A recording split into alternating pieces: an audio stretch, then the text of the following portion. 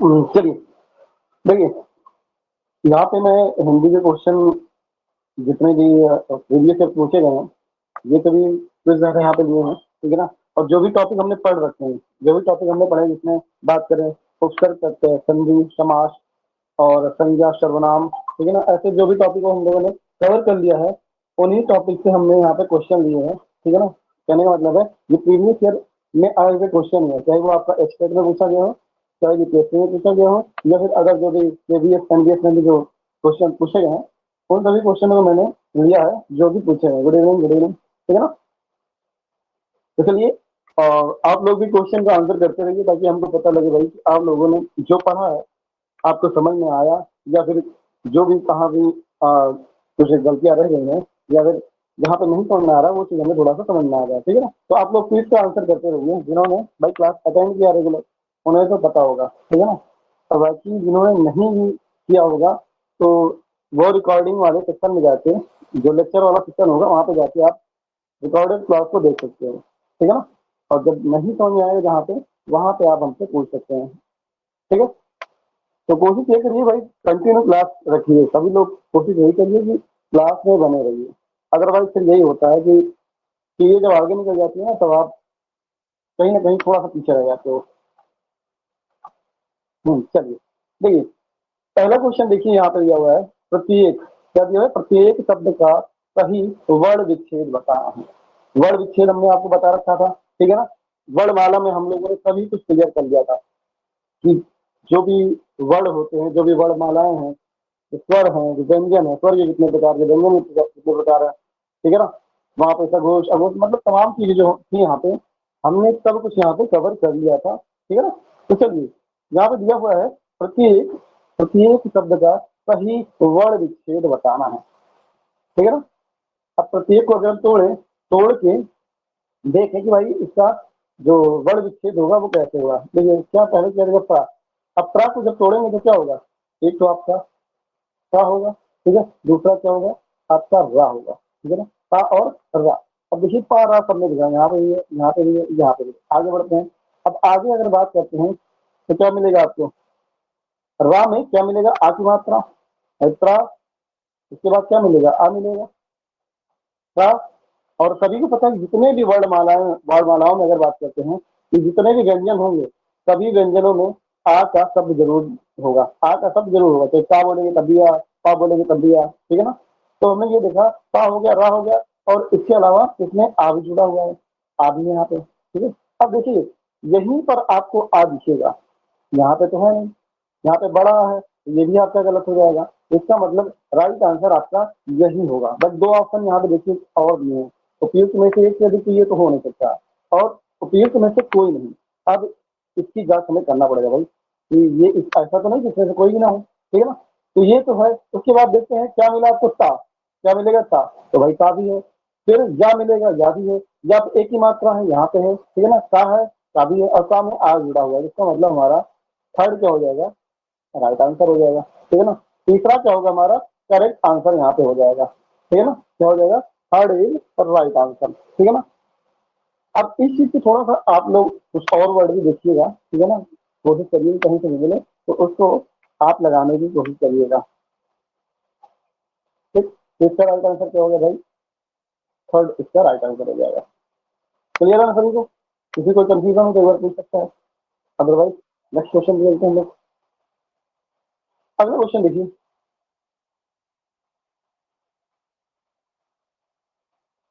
निम्नलिखित में से वृद्धि संधि का उदाहरण। अब यहाँ पे बात हो रही संधि की, किसकी बात हो रही है? संधि। अब हम लोगों ने संधि के बारे में पढ़ लिया भाई, संधि के बारे में हमने सब कुछ पढ़ लिया था, ठीक है ना? संधि के प्रकार पढ़े, संधि के कितने प्रकार होते हैं? 3 प्रकार होते हैं, स्वर संधि, विसर्ग संधि, व्यंजन संधि, ठीक है ना? और हमने स्वर संधि पूरा कंप्लीट कर लिया था, और यहाँ पे स्वर संधि के बारे में दिया हुआ है। अच्छा, माहौल कैसी, बहुत बढ़िया। रवि काम जी ने बताया था, जाहिन जी ने बताया था, ठीक है ना?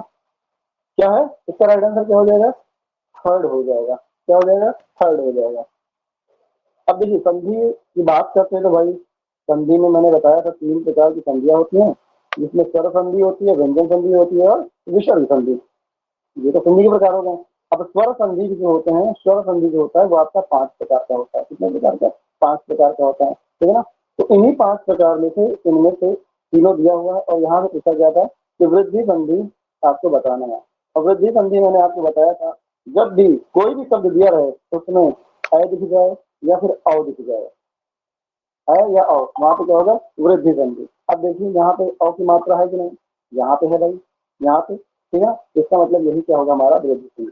विरोध की बात करते हैं तो हमने बताया था भाई, बड़ी ई, बड़ा ऊ, ठीक है ना, यहाँ पे दिखे, इसका मतलब क्या हो जाएगा? वो दीर्घ संधि। ये आपका हो जाएगा दीर्घ संधि। क्या हो जाएगा?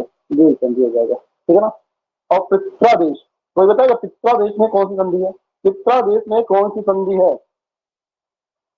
कमेंट करिए, वही बताइए, पित्रादेश में कौन सी संधि होगी? बीच में तो हमने बता दिया कि दीर्घ संधि है, यहाँ पे दीर्घ संधि है, बट यहाँ पे बताइए कौन सी संधि होगी? कोई बताएगा पित्रादेश में कौन सी संधि होगी? तो यहाँ पे एक चीज मैंने और नहीं बताया, तो बड़ी ई, बड़ा ऊ और बड़ा आ भी होता है ना, ये तो भूल ही जाते हैं। तो या तो बड़ा आ दिखे, या तो बड़ा ऊ दिखे, या तो बड़ी ई दिखे, तो वहां पे क्या हो जाएगा? दीर्घ संधि हो जाएगा। क्या हो जाएगा? दीर्घ संधि, ठीक है ना। बड़ा आ, बड़ी ई, बड़ा ऊ, यहाँ पे बड़ा आ दिख रहा है ना, बड़े की मात्रा यहाँ पे दिख रहा है नहीं, तो यहाँ पे बड़ा आ की मात्रा है, इसका मतलब क्या होगा? ये भी आपका दीर्घ संधि ही होगा। क्या होगा? दीर्घ संधि ही होगा, ठीक है ना। चलिए अगले क्वेश्चन पे आते हैं। अगला क्वेश्चन देखिए, निम्नलिखित में से जातिवाचक संज्ञा। अब संज्ञा भी हमने पढ़ा था, संज्ञाओं के प्रकार हमने पढ़े थे, ठीक है। तो आपको यहाँ बताना जातिवाचक संज्ञा क्या होती है। जातिवाचक संज्ञा, अब बहुत ज्यादा हम संज्ञा के बारे में चर्चा नहीं करेंगे क्योंकि हमने संज्ञा के बारे में सब कुछ यहाँ पे पढ़ लिया था। तो जो संज्ञा होती है वो कितने प्रकार की होती है बताया था ना। थर्ड, जाहिन जी ने बताया थर्ड। और कोई बताएगा? फोर्थ, रजीत जी ने बताया फोर्थ।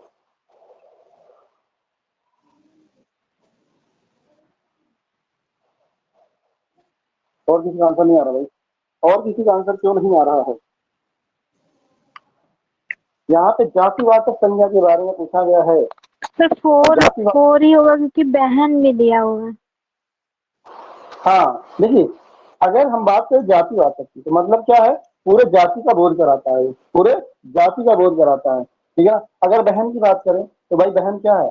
जातिवाचक संज्ञा, जितनी भी बहनें होंगी वो क्या है? एक जाति का बोध कराता है, भाई हो, बहन हो, ठीक है ना, पुरुष हो, महिला हो, लड़की हो, लड़का हो, ठीक है, नदी, पर्वत, पहाड़, ये सभी क्या है? ये सभी की सभी जाति का बोध करा रहा है। बस अगर बहन की बात कर रहा है यहाँ पे, किसी एक पर्टिकुलर बहन की बात करता है, ठीक है ना, ये बोलता कि वह सीता की बहन है या फिर रीता की बहन है, तो क्या होता?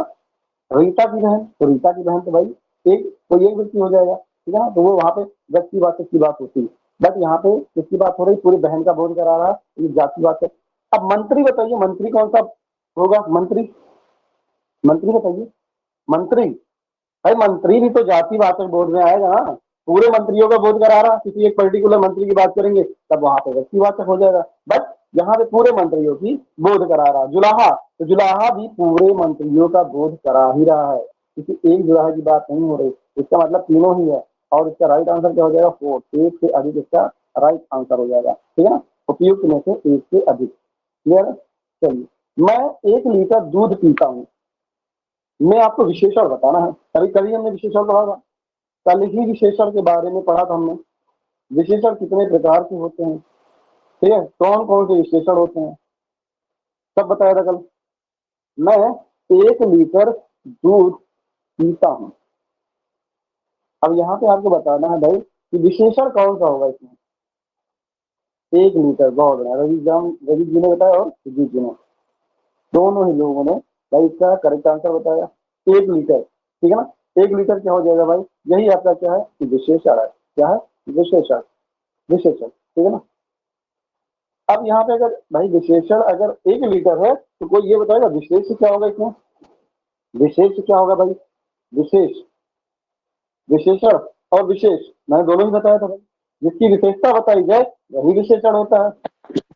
बहुत बड़ा, ठीक है ना। 1 लीटर दूध, भाई दूध की विशेषता बता रहा ना कि मैं 1 लीटर दूध पीता हूँ, 1 लीटर तो आपका विशेषण हो गया। बट दूध की विशेषता बता रहा है, दूध कितना है? 1 लीटर है, तो क्या हो जाएगा? दूध जो हो जाएगा आपका, ये हो जाएगा भाई विशेष। जिसकी विशेषता बताई जाए वही क्या कहलाता है, वही विशेष कहलाता है, वही विशेष कहलाता है। ठीक है ना। अब एक चीज और ध्यान दीजिएगा भाई, एक चीज यहाँ पे और क्लियर हो जाए।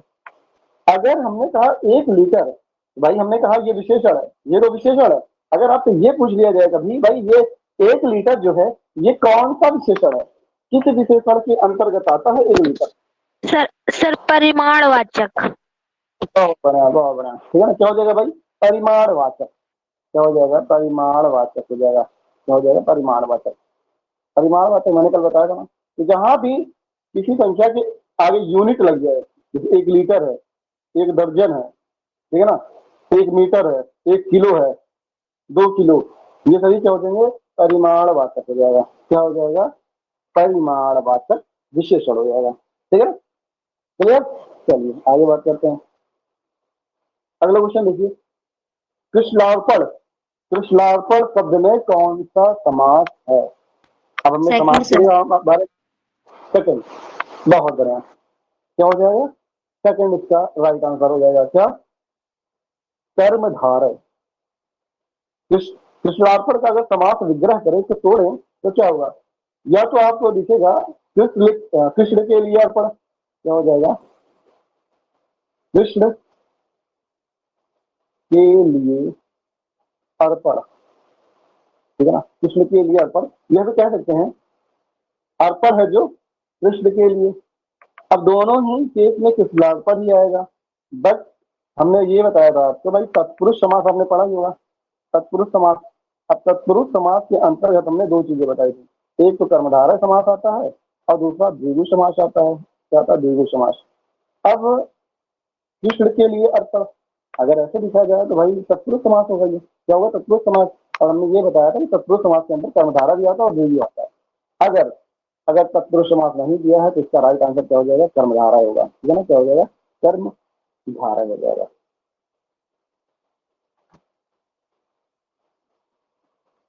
जी ठीक है ना, किस के लिए अर्पण, किस पर, या फिर अर्पण है जो कृष्ण के लिए। ठीक है ना, बात की कहिए। निरपराध, अब उपसर्ग बताना है आपको। हमने उपसर्ग और प्रत्यय दोनों आपको बताया था, प्रत्यय क्या होता है और उपसर्ग क्या होता है दोनों ही आपको बता दिया भाई।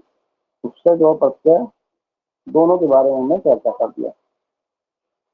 तो बड़ा रजत जी ने बताया सेकंड, और कोई बताएगा, जाहिन जी ने सेकंड बताया। जी आर्यन जी ने सेकंड बताया, मतलब क्या हो जाएगा भाई, जी बहुत बड़ा सभी जान सकते जी नहीं, क्या हो जाएगा, निर। क्या हो जाएगा, निर हो जाएगा। देखिए अगर हम बात करें यहाँ पे मूल शब्द क्या होगा, मूल शब्द क्या है, अपराध। मूल शब्द क्या है, अपराध है। और अपराध में क्या जोड़ दे, निर जोड़ दे। क्या जोड़ दे, निर। तो क्या हो जाएगा, निरपराध। क्या हो जाएगा, निरपराध हो जाएगा। ठीक है ना। और उपसर्ग क्या होता है, किसी भी संज्ञा, किसी भी शब्द के आगे ये जुड़कर एक नया शब्द बना देता है, वही क्या कहलाता है, उपसर्ग कहलाता है। क्या कहलाता है, उपसर्ग। ठीक है ना। चलिए राइट आंसर क्या हो जाएगा, निर हो जाएगा। क्या हो जाएगा, निर धन अपराध बन जाएगा, क्या, निरपराध हो जाएगा। क्या हो जाएगा, निरपराध। और प्रत्यय, प्रत्यय क्या होता है, शब्द के लास्ट में लगता है। प्रत्यय शब्द के पीछे, पा से पीछे, आ से उपसर्ग, इतना याद रखिएगा। उपसर्ग मतलब शब्द के आगे और प्रत्यय मतलब शब्द के पीछे। चलिए अगला क्वेश्चन देखिए, निम्नलिखित में से कौन सा प्रत्यय रहित शब्द है। प्रत्यय रहित का मतलब जिसमें प्रत्यय ना लगा हो, जिसमें प्रत्यय ना लगा हो। आप बताइए कि प्रत्यय किस शब्द में नहीं लगा हो। झुकाव, भाव विहल, पहला झुकाव हो गया, दूसरा भाव विहल हो गया और तीसरा उल्लेखनीय हो गया। तीसरा क्या हो गया, उल्लेखनीय। प्रत्यय रहित कि मतलब उसमें प्रत्यय नहीं लगा हुआ हो, प्रत्यय जिसमें ना लगा हुआ हो वही आपको बताना है, फिर क्या कहते हैं, प्रत्यय रहित कहते हैं। जगदीश जी ने फर्स्ट बताया, जाहिन जी ने भी फर्स्ट बताया, और कोई।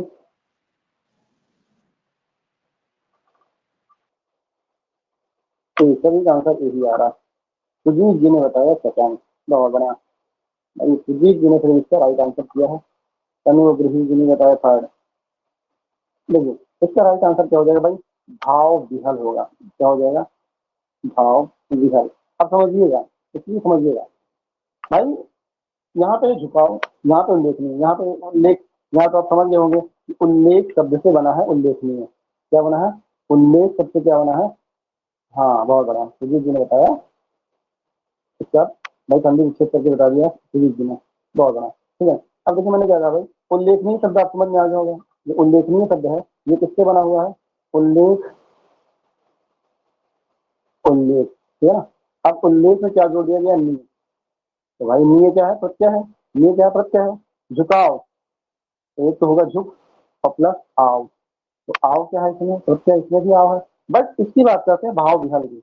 अब इसमें जो मुख्य शब्द है ना, जो मूल शब्द है वो क्या है? विहल है। क्या है? विहल।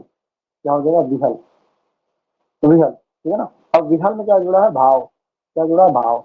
तो भाई भाव क्या हो जाएगा? भाव आपका उपसर्ग हो जाएगा। क्या हो जाएगा? उपसर्ग। तो भाई इसी में जुड़ा हुआ है उपसर्ग ना कि प्रत्यय। इसमें क्या जुड़ा हुआ है? उपसर्ग जुड़ा हुआ है ना कि प्रत्यय। फर्स्ट और थर्ड में क्या जुड़ा हुआ है? आपका प्रत्यय लगा हुआ है, खाली सेकंड में जो है क्या लगा हुआ है? उपसर्ग लगा हुआ है। तो राइट आंसर क्या हो जाएगा? सेकंड इसका राइट आंसर हो जाएगा। चलिए अगले क्वेश्चन की बात करते हैं। भाषा की उपयुक्त परिभाषा। चलिए बहुत अच्छा क्वेश्चन है भाई, ये क्वेश्चन इंपॉर्टेंट है, याद रखिएगा। ऐसे क्वेश्चन तो पूछने के ज्यादा चांसेस होते हैं।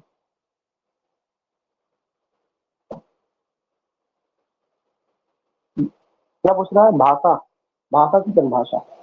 भाषा जो आप बोलते हो ना वही भाषा है। वही क्या है? भाषा है, ठीक है ना। अब यहाँ पे देखा जाए तो तीन डेफिनेशन इसकी दी हुई है। पहला क्या हो जाएगा? विचार या भाव प्रकट करने वाला सार्थक ध्वनि समूह भाषा कहलाता है। विचार या भाव प्रकट करने वाला सार्थक ध्वनि समूह। दूसरा क्या हो गया? विचार या भाव को लिपि चिन्हों में प्रकट करने को भाषा कहते हैं। विचार या भाव प्रकट करने का साधन भाषा है।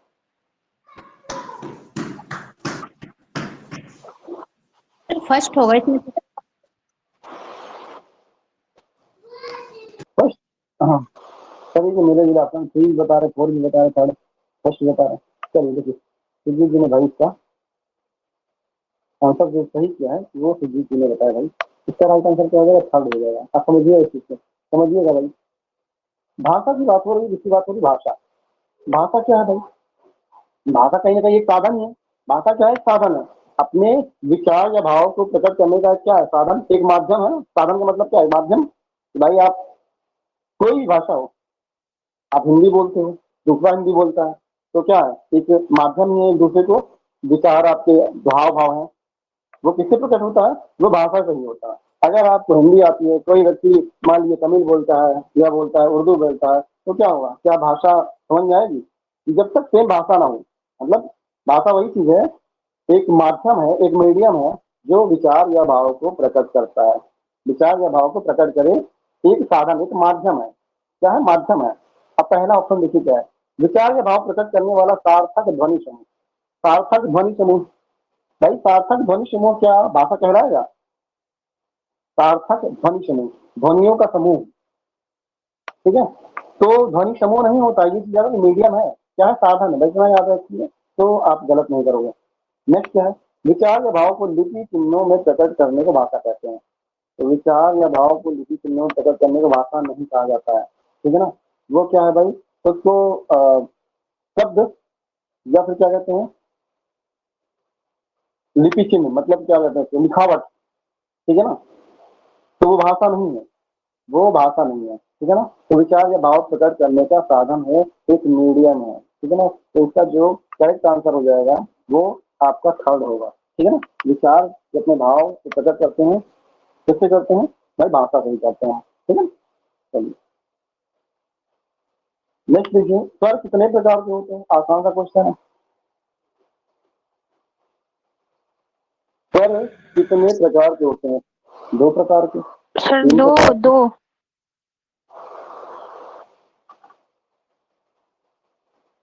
और कोई बताएगा? तीन, तीन बहुत बड़ा। भाई स्वर कितने प्रकार के होते हैं? तीन प्रकार बताए थे ना हमने, दो कहाँ हो जाएगा?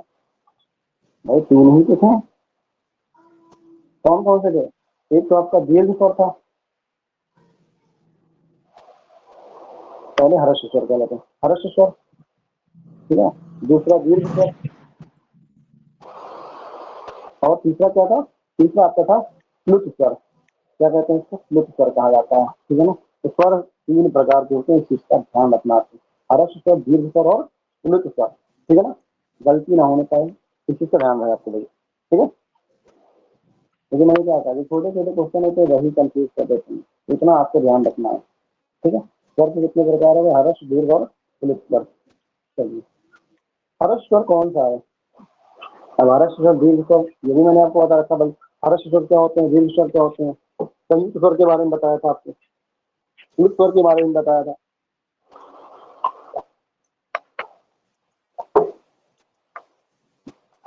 बहुत बड़ा तमिल जी ने बताया फर्स्ट, जाहिन जी ने बताया फर्स्ट। फर्स्ट और सेकंड होगा इसमें। सर 4 होते हैं, छोटा तो छोटी होते हैं, छोटा उरी, छोटा बड़ा पहला हाँ सही है।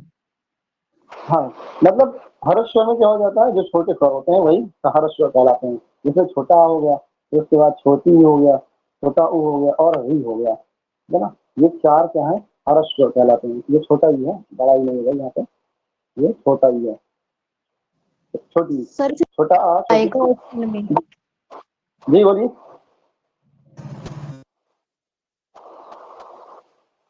क्या कह रहे हैं आप। सर फोर्थ आएगा ऑप्शन इसमें।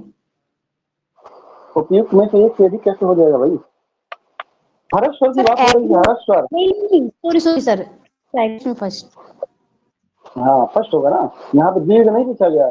जब दीर्घ पूछता, जब कहता यहाँ पे हर्ष स्वर ना पूछ के बोलता ये दीर्घ स्वर बताइए, दीर्घ स्वर बताइए, तब क्या कहते हैं, तब एक से अभी बता सकते थे, क्योंकि बड़ा आ भी होता है दीर्घ, और बड़ी ई भी होता है, इसके अलावा बड़ा ओ भी होता है, ये क्या कहलाते हैं, दीर्घ स्वर कहलाते हैं। क्या है, दीर्घ स्वर।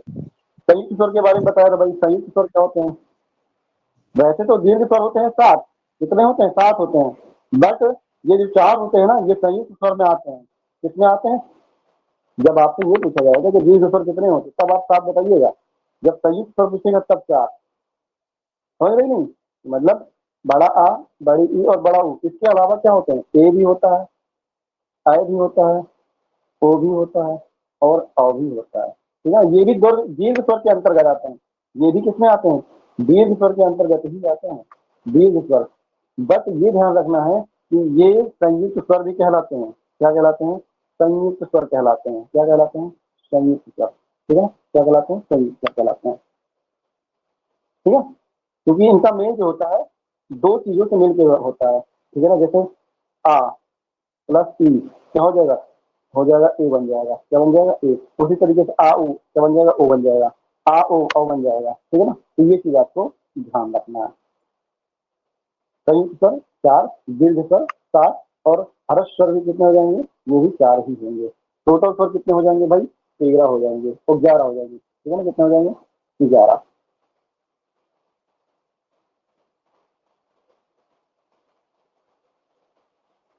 चलिए, कोई बताएगा, एक अंग के बारे में बताया था, एक आहा के बारे में बताया था, ये दोनों किसमें आते हैं, ये दोनों किसमें आते हैं भाई, इन दोनों स्वरों को क्या कहा जाता है, जल्दी बताइए, अंग और आहा को क्या कहा जाता है, आयोग कहा जाता है सर। अयोग हुआ जी, बहुत बड़ा अयोग हुआ, ठीक है ना। दर्जी ने बताया भाई अयोग हुआ, इनको क्या कहा जाता है, अयोग हुआ कहा जाता है, क्या कहा जाता है, अयोग हुआ कहा जाता है, क्या कहा जाता है, अयोग हुआ, ठीक है ना। इसके अलावा जी तनु जी देखिए, अनुस्वार किसे कहते हैं, अनुस्वार इसको कहा जाता है, अंग को अनुस्वार कहते हैं और आहा को क्या कहते हैं, विसर्ग कहते हैं, क्या कहते हैं, इसको विसर्ग कहते हैं, ठीक है ना। इसको विसर्ग कहा जाता है और इसको अनुस्वार कहा जाता है, अंग को अनुस्वार कहा जाता है, ठीक है ना। चलिए अगला क्वेश्चन देखिए, उच्चारण के आधार पर व्यंजनों का वर्गीकरण कितने भागों में किया जा सकता है। अब ये क्वेश्चन में थोड़ा सा विवादित क्वेश्चन था वैसा, ठीक है ना, ये विवादित क्वेश्चन इसको कह सकते हैं, क्यों कह सकते हैं, हमने आपको बताया तो उच्चारण के आधार पर ना 5 प्रकार बताए थे, कितने बताए थे, 5 प्रकार के, ठीक है ना। कंठ से शुरू होता है, कौन सा था, कंठ था, फिर उसके बाद क्या था, तालव्य था, क्या था, तालव्य, फिर मूर्धन्य था, क्या था, मूर्धन्य, छोटा मूर्धान। फिर उसके बाद क्या, दंत था, क्या था, दंत, उसके बाद ओष्ठ। वैसे तो ये होना चाहिए था 5 प्रकार, होने चाहिए थे कितने, 5 प्रकार, ठीक है ना, कितने प्रकार होने चाहिए, 5 प्रकार। बट जो बीपीएससी ने पूछा, एक बीपीएससी जिह्वा में भी ध्यान होता था। है सर एक जिह्वा भी होता है। नहीं, जीवा को ही मूर्धन्य में कहा जाता है भाई, जीवा अलग चीज है भाई, वो चीज तो जीवा के आधार पर वो अलग होता है, ठीक है ना। हम उच्चारण के आधार पर पूछ रहे हैं, हम उच्चारण के आधार पर यहाँ पे क्वेश्चन पूछ रहे हैं, जीवा के आधार पर नहीं पूछा जा रहा, ठीक है। चलिए, तो जब मैंने कहा बीपीएससी में इसका माना 6, बीपीएससी ने क्या मान लिया, इसको 6 बोल गया। 6 क्यों कहा उन्होंने ना, कंठ के अलावा भी, कंठ के अलावा मैंने काकल्य बताया था, काकल्य क्या बताया था, काकल्य, काकल्य बताया था ना, जो कि बोला जाता है कौन सा अक्षर, हा जो होता है या फिर काकल्य से बोला जाता है, ठीक है ना। हा जो है काकल्य से बोला जाता है। हा क्या, ये काकल्य क्या होता है, काकल्य इसके बारे में बताया था ना, कि जो एक कंठ है, मतलब जो हमारे एक जहां से कहा ये वर्डिंग होते हैं, इसको क्या बोलते हैं भाई,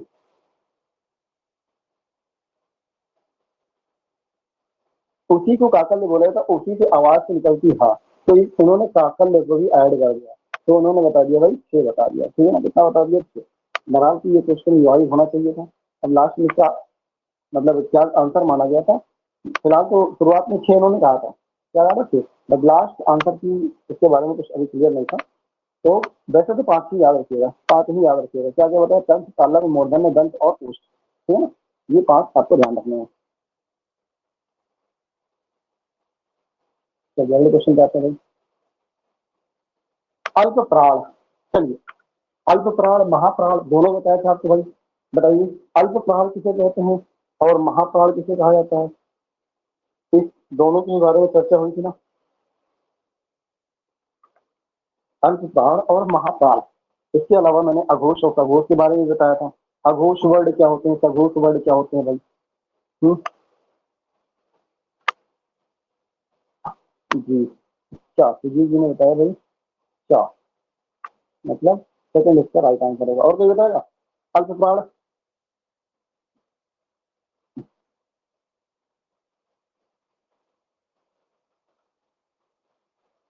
आई थिंक यहाँ पे कंफ्यूजन मुझे लग रहा है आप लोगों को अल्प प्राण और महाप्राण में, और अघोष सघोष में काफी कंफ्यूजन है यहाँ पे भी।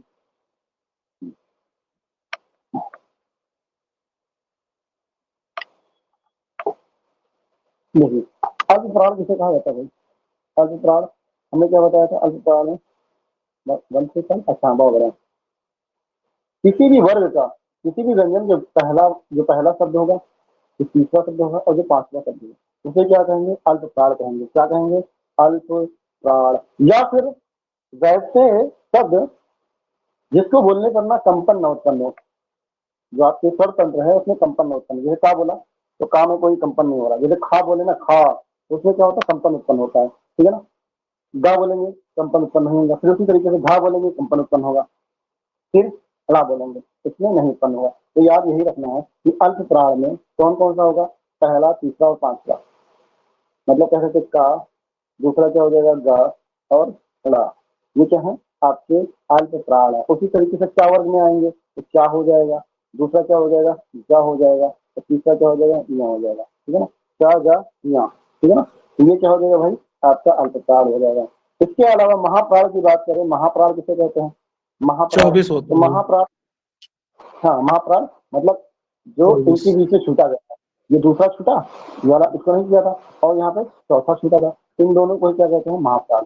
मतलब दूसरा और चौथा, किसी भी वर्ग का जो शब्द वर्ड होगा तो दूसरा और चौथा वो क्या हो जाएगा, महाप्राण, ठीक है ना। दूसरा वर्ड और चौथा वर्ड क्या होगा, महाप्राण। उसके अलावा अल्प प्राण में या रा ला वा, इसको अल्प प्राण कहा जाता है।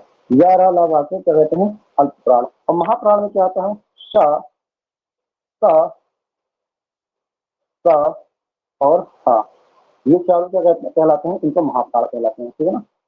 तीन का और हा को क्या कहलाते हैं, महाप्राण। ग्यारह अलावा क्या कहलाते हैं आपके आपके अल्प प्राण। इसके अलावा इसको और क्या कहा जाता है भाई, ग्यारह अलावा को और क्या कहा जाता है, जल्दी बताइए, ग्यारह अलावा को और क्या कह सकते हैं हम लोग, क्या, मध्य वर्ग, मध्य वर्ग, नहीं भाई, ग्यारह अलावा जल्दी बताइए, और स्पर्शी शाकाहा, व्यंजन, स्पर्शी व्यंजन, नहीं भाई स्पर्शी व्यंजन तो मैंने बताया था, स्पर्शी व्यंजन कितने होते हैं, 25 टोटल स्पर्शी व्यंजन क्या होते हैं, 25 होते हैं, ठीक है ना। ग्यारह अलावा के बारे में हमने बताया था, अंतस्थ व्यंजन कहा जाता है इसको, क्या कहते हैं, अंतस्थ व्यंजन कहा जाता है इसको, क्या कहते हैं, अंतस्थ व्यंजन। शाह को क्या बोला जाता है? इसको संघर्षी, क्या बोलते हैं? संघर्षी व्यंजन कहा जाता है, ठीक है ना, संघर्षी व्यंजन कहा जाता है। व्यंजन कहा जाता है। उष्ण व्यंजन व्यंजन कहा जाता है। हाँ, जी। उष्ण व्यंजन या फिर संघर्षी व्यंजन कहा जाता है शाह को। अंतस्थ व्यंजन कहा जाता है या रा अल्लाह वा को, ठीक है ना। अगर या और वा की बात करते हैं तो इन दोनों क्या कहा जाता है? अर्धस्वर कहते हैं। इनको क्या कहते हैं? अर्धस्वर कहा जाता है, इसको अर्धस्वर कहा जाता है, ठीक है ना। रा की बात करते हैं तो रा को क्या कहते हैं? रा को क्या क्या बताया था मैंने? रा को बताइए क्या क्या कहा गया था? रा की बात करें अंतस्थ व्यंजन को बड़ा, ठीक है। रा की बात करें तो रा को क्या बोला गया था भाई?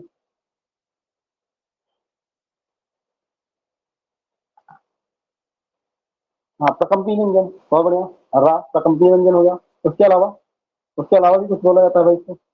रा तो प्रकम्पी व्यंजन के अलावा भी कुछ कहा जाता है, याद रखिएगा भाई। एक तो प्रकम्पी व्यंजन हो गया, इसको क्या कहते हैं? प्रकम्पी कहते हैं। और दूसरा क्या कहते हैं इसी को लुंठित कहा जाता है। क्या कहते हैं? तो लुंठित व्यंजन भी कहा जाता है। लुंठित व्यंजन किसको कहा जाता है भाई?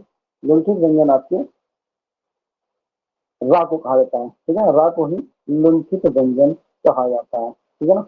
उसी तरीके से ला की बात करते हैं। ला, ये ला शब्द है ना, चलिए आगे बात करते हैं यहाँ पे थोड़े से। तो इसका आंसर क्या हो जाएगा? अल्पप्राण क्या हो जाएगा भाई? अल्पप्राण आपका क्या हो जाएगा? सेकंड आपका राइट आंसर हो जाएगा। सेकंड क्या हो जाएगा यहाँ पे? राइट आंसर हो जाएगा। घोष ध्वनि, चलिए घोष, घोष अघोष, दो शब्द होते हैं। या तो घोष, घोष को ही क्या कहा जाता है? घोष को सघोष भी कहा जाता है। क्या कहा जाता है? सघोष। घोष या सघोष दोनों क्या है? एक ही वर्ड है। उसके अलावा एक वर्ड होता है अघोष, ठीक है ना। अघोष, अघोष अलग होता है, घोष सघोष एक होते हैं, ठीक है ना। घोष को ही सघोष कहा जाता है, बट अघोष क्या होते हैं? अलग होते हैं। अब भाई घोष ध्वनि किसे कहा जाता है? घोष ध्वनि किसे कहते हैं? पहले घोष ध्वनि देख लीजिए, फिर घोष ध्वनि की बात करते हैं। अघोष ध्वनि कौन कौन से होते हैं भाई? सर बा अघोष गा जा ध्वनि, होता है ना सर, घोष व्यंजन होता देखिए है बा गा बा गा जा धा। देखिए अघोष किसे कहते हैं? अघोष जो भी व्यंजन का पहला और दूसरा वर्ड क्या कहलाता है? अघोष कहलाता है। उसके अलावा सघोष की बात करते हैं तो सघोष में क्या होता है? दूसरा, सॉरी, तीसरा, चौथा और पांचवा, ये याद रखिएगा। तीसरा, चौथा, पांचवा क्या होगा? सघोष होगा। और पहला और दूसरा क्या होगा? अघोष होगा। ये चीज आपको ध्यान रखना है। अघोष में पहला, दूसरा, और सघोष तीसरा में सही है। तीसरा, चौथा, पांचवा, ठीक है ना। तो इसका क्वेश्चन राइट आंसर क्या हो जाएगा भाई? यहाँ पर पूछा गया सघोष, घोष या फिर सघोष, घोष या सघोष, ये मतलब तीसरा होना दूसरा चाहिए या सही फिर है। चौथा होना, पांचवा होना चाहिए, ठीक है। गा की बात करते हैं तो का खा ग, का खा गा होता है भाई, ये तीसरा वर्ड है गा। फिर क ख ज, ये भी आपका तीसरा वर्ड है। ता था ध, ता था ता था द धा, मतलब ये तो नहीं होगा। बट हम बात करें पहला और दूसरा, पहला और दूसरा दोनों ही क्या हो जाएंगे भाई? दोनों ही सघोष होंगे ना भाई। का खा गा तो तीसरा होगा ना, का खा गा। का छ ज, यही तीसरा है। इसका मतलब पहला और दूसरा क्या होगा? ये आपके घोष के अंतर्गत आएंगे। इसका मतलब क्या हो जाएगा? उपयुक्त में से एक से अधिक राइट आंसर इसका हो जाएगा। क्लियर है? किसी कोई डाउट तो नहीं है? क्लियर है ना? पहला और दूसरा मतलब राइट आंसर फोर्थ हो जाएगा। चलिए नेक्स्ट देखिए, स्पर्शी व्यंजन। अभी स्पर्शी व्यंजन की हमने बात की थी। स्पर्शी व्यंजन अभी हमने को बताया कि 25 होता है। कितना होता है स्पर्शी व्यंजन भाई? 25 होता है, ठीक है ना। 25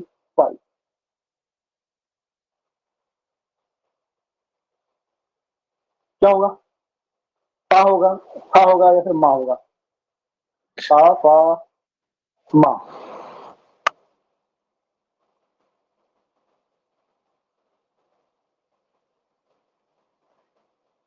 क्या होगा बताइए भाई? अभी तक किसी का आंसर नहीं आया। चौथा, बहुत बड़ा फोर्थ हो जाएगा ना फर्स्ट होगा भाई। इसमें। पादी, देखिए अगर हम बात करें स्पर्शी व्यंजन क्या होते हैं भाई? का वर्ग होता है, क्या वर्ग होता है, टा वर्ग होता है, फिर ता वर्ग होता है, फिर पा वर्ग होता है। मतलब का था गएगा, क्या था गएगा, का था ता था डरना, पा फा बा भा मा। तो भाई यहाँ पे पा भी दिया है, फा भी दिया है और माँ भी दिया है। इसका मतलब क्या हो जाएगा? ये तीनों के तीनों क्या हो जाएंगे? स्पर्शी व्यंजन। इसका मतलब क्या होगा भाई? फोर्थ राइट आंसर होगा। क्या हो जाएगा? फोर्थ इसका राइट आंसर हो जाएगा। भाई पा वर्ग में ही तो आता है ना, पा वर्ग में फा भी आएगा। अगर पा की बात करेंगे तो फा भी तो आएगा। तो फा पा पा फा बा और भा और माँ, भाई एक ही में तो तीनों आ रहा है। स्पर्शी व्यंजन पा वाले वर्ग में आ रहे नहीं, पा तो है ही, इसके अलावा फा भी है। एक दो दिख गया उसके बाद तो कुछ सोचना नहीं है। उपयुक्त में से इससे अधिक इसका राइट आंसर हो जाएगा। और देखिए ये बिहार में पूछा सभी क्वेश्चन, सभी जो भी उपयुक्त में से एक से अधिक या उपयुक्त में से कोई नहीं ऐसा ऑप्शन दिख रहा ना, वो सभी बिहार के क्वेश्चन है। वो कंफ्यूज करने के लिए क्वेश्चन देता है क्वेश्चन इजी, बट ऑप्शन ये दो डाल के कंफ्यूज कर देता है और क्वेश्चन भाई आपके लिए टफ बन जाता है। क्लियर है? चलिए,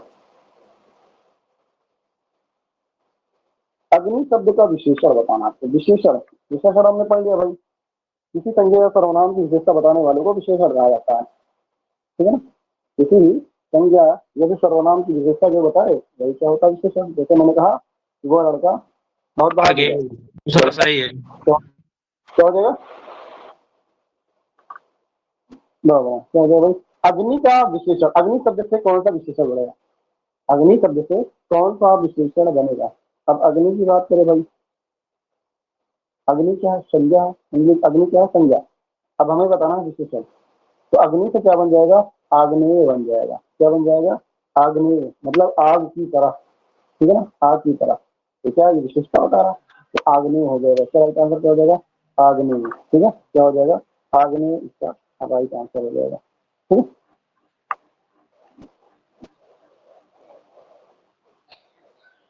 सकम्पी व्यंजन बताना आपको। सकम्पी व्यंजन कौन सा होगा? अभी तो पहले ही सकम्पी व्यंजन के बारे में चर्चा हुई थी। रा। लो बने सभी का आंसर जी। हाँ, क्या हो जाएगा भाई? रा। रा क्या है आपका? सकम्पी क्या कहलाता है आपका? सकम्पी। ठीक है ना? क्या हो जाएगा? सकम्पी व्यंजन है आपका रा। इसी को ही क्या बताया था और मैंने, इसी को लिंखित व्यंजन भी कहा बताया। क्या होता है? लिंखित व्यंजन भी इसी को कहा जाता है। ठीक है, क्या बोलते हैं? लिंखित व्यंजन। ठीक है, चलिए अगले क्वेश्चन की बात करते हैं। अर्धस्वर, अर्धस्वर होता है इसमें से कौन सा अर्धस्वर है? अर्धस्वर कौन सा हो जाएगा? दा।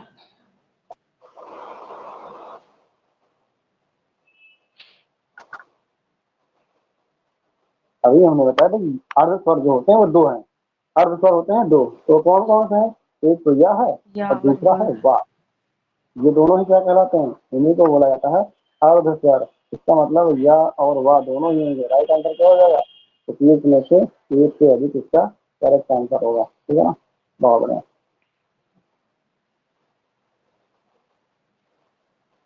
क्या वर्ग का व्यंजन है?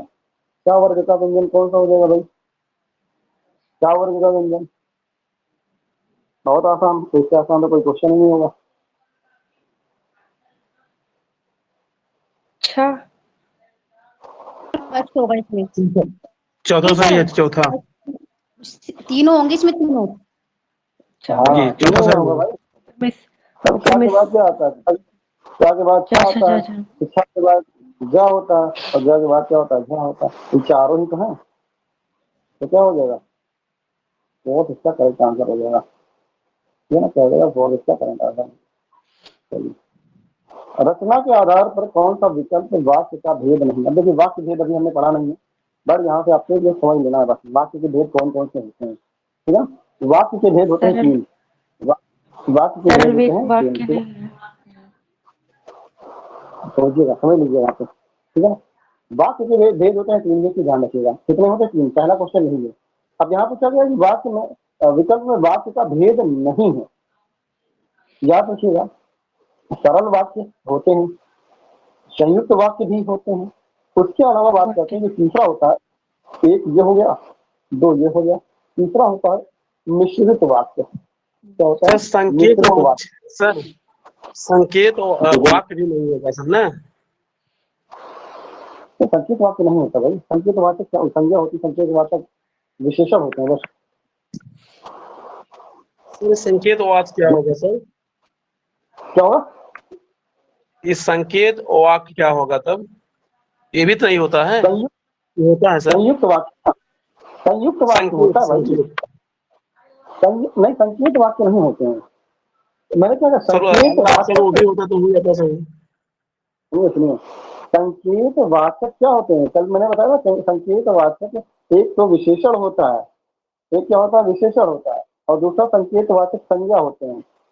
मतलब इसको संकेत करके बताया बताया जाता है, मतलब संज्ञा के अंतर्गत तो नहीं आता है, बट उसको हम लोग कह सकते हैं जो आपका निश्चित, जो निश्चित निश्चित संज्ञावाचक होते हैं उसको संकेत वाचक कह सकते हैं। ठीक है ना, क्या कह सकते हैं, संकेत वाचक।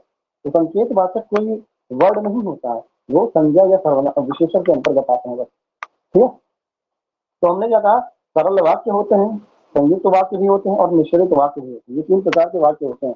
अभी ये चीज अभी आगे आपको पढ़ना है कि कैसे हम पहचाने कि ये सरल वाक्य है, कैसे पहचाने कि संयुक्त वाक्य है, और कैसे पहचाने कि वो मिश्रित वाक्य है।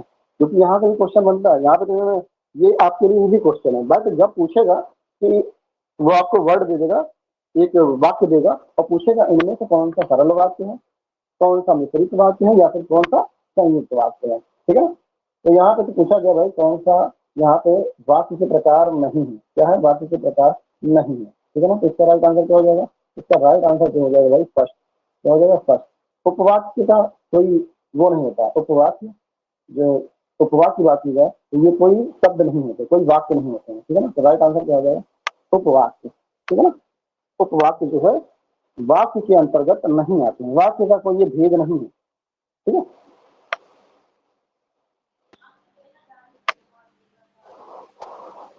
चलिए अगला क्वेश्चन। दूसरा सही है।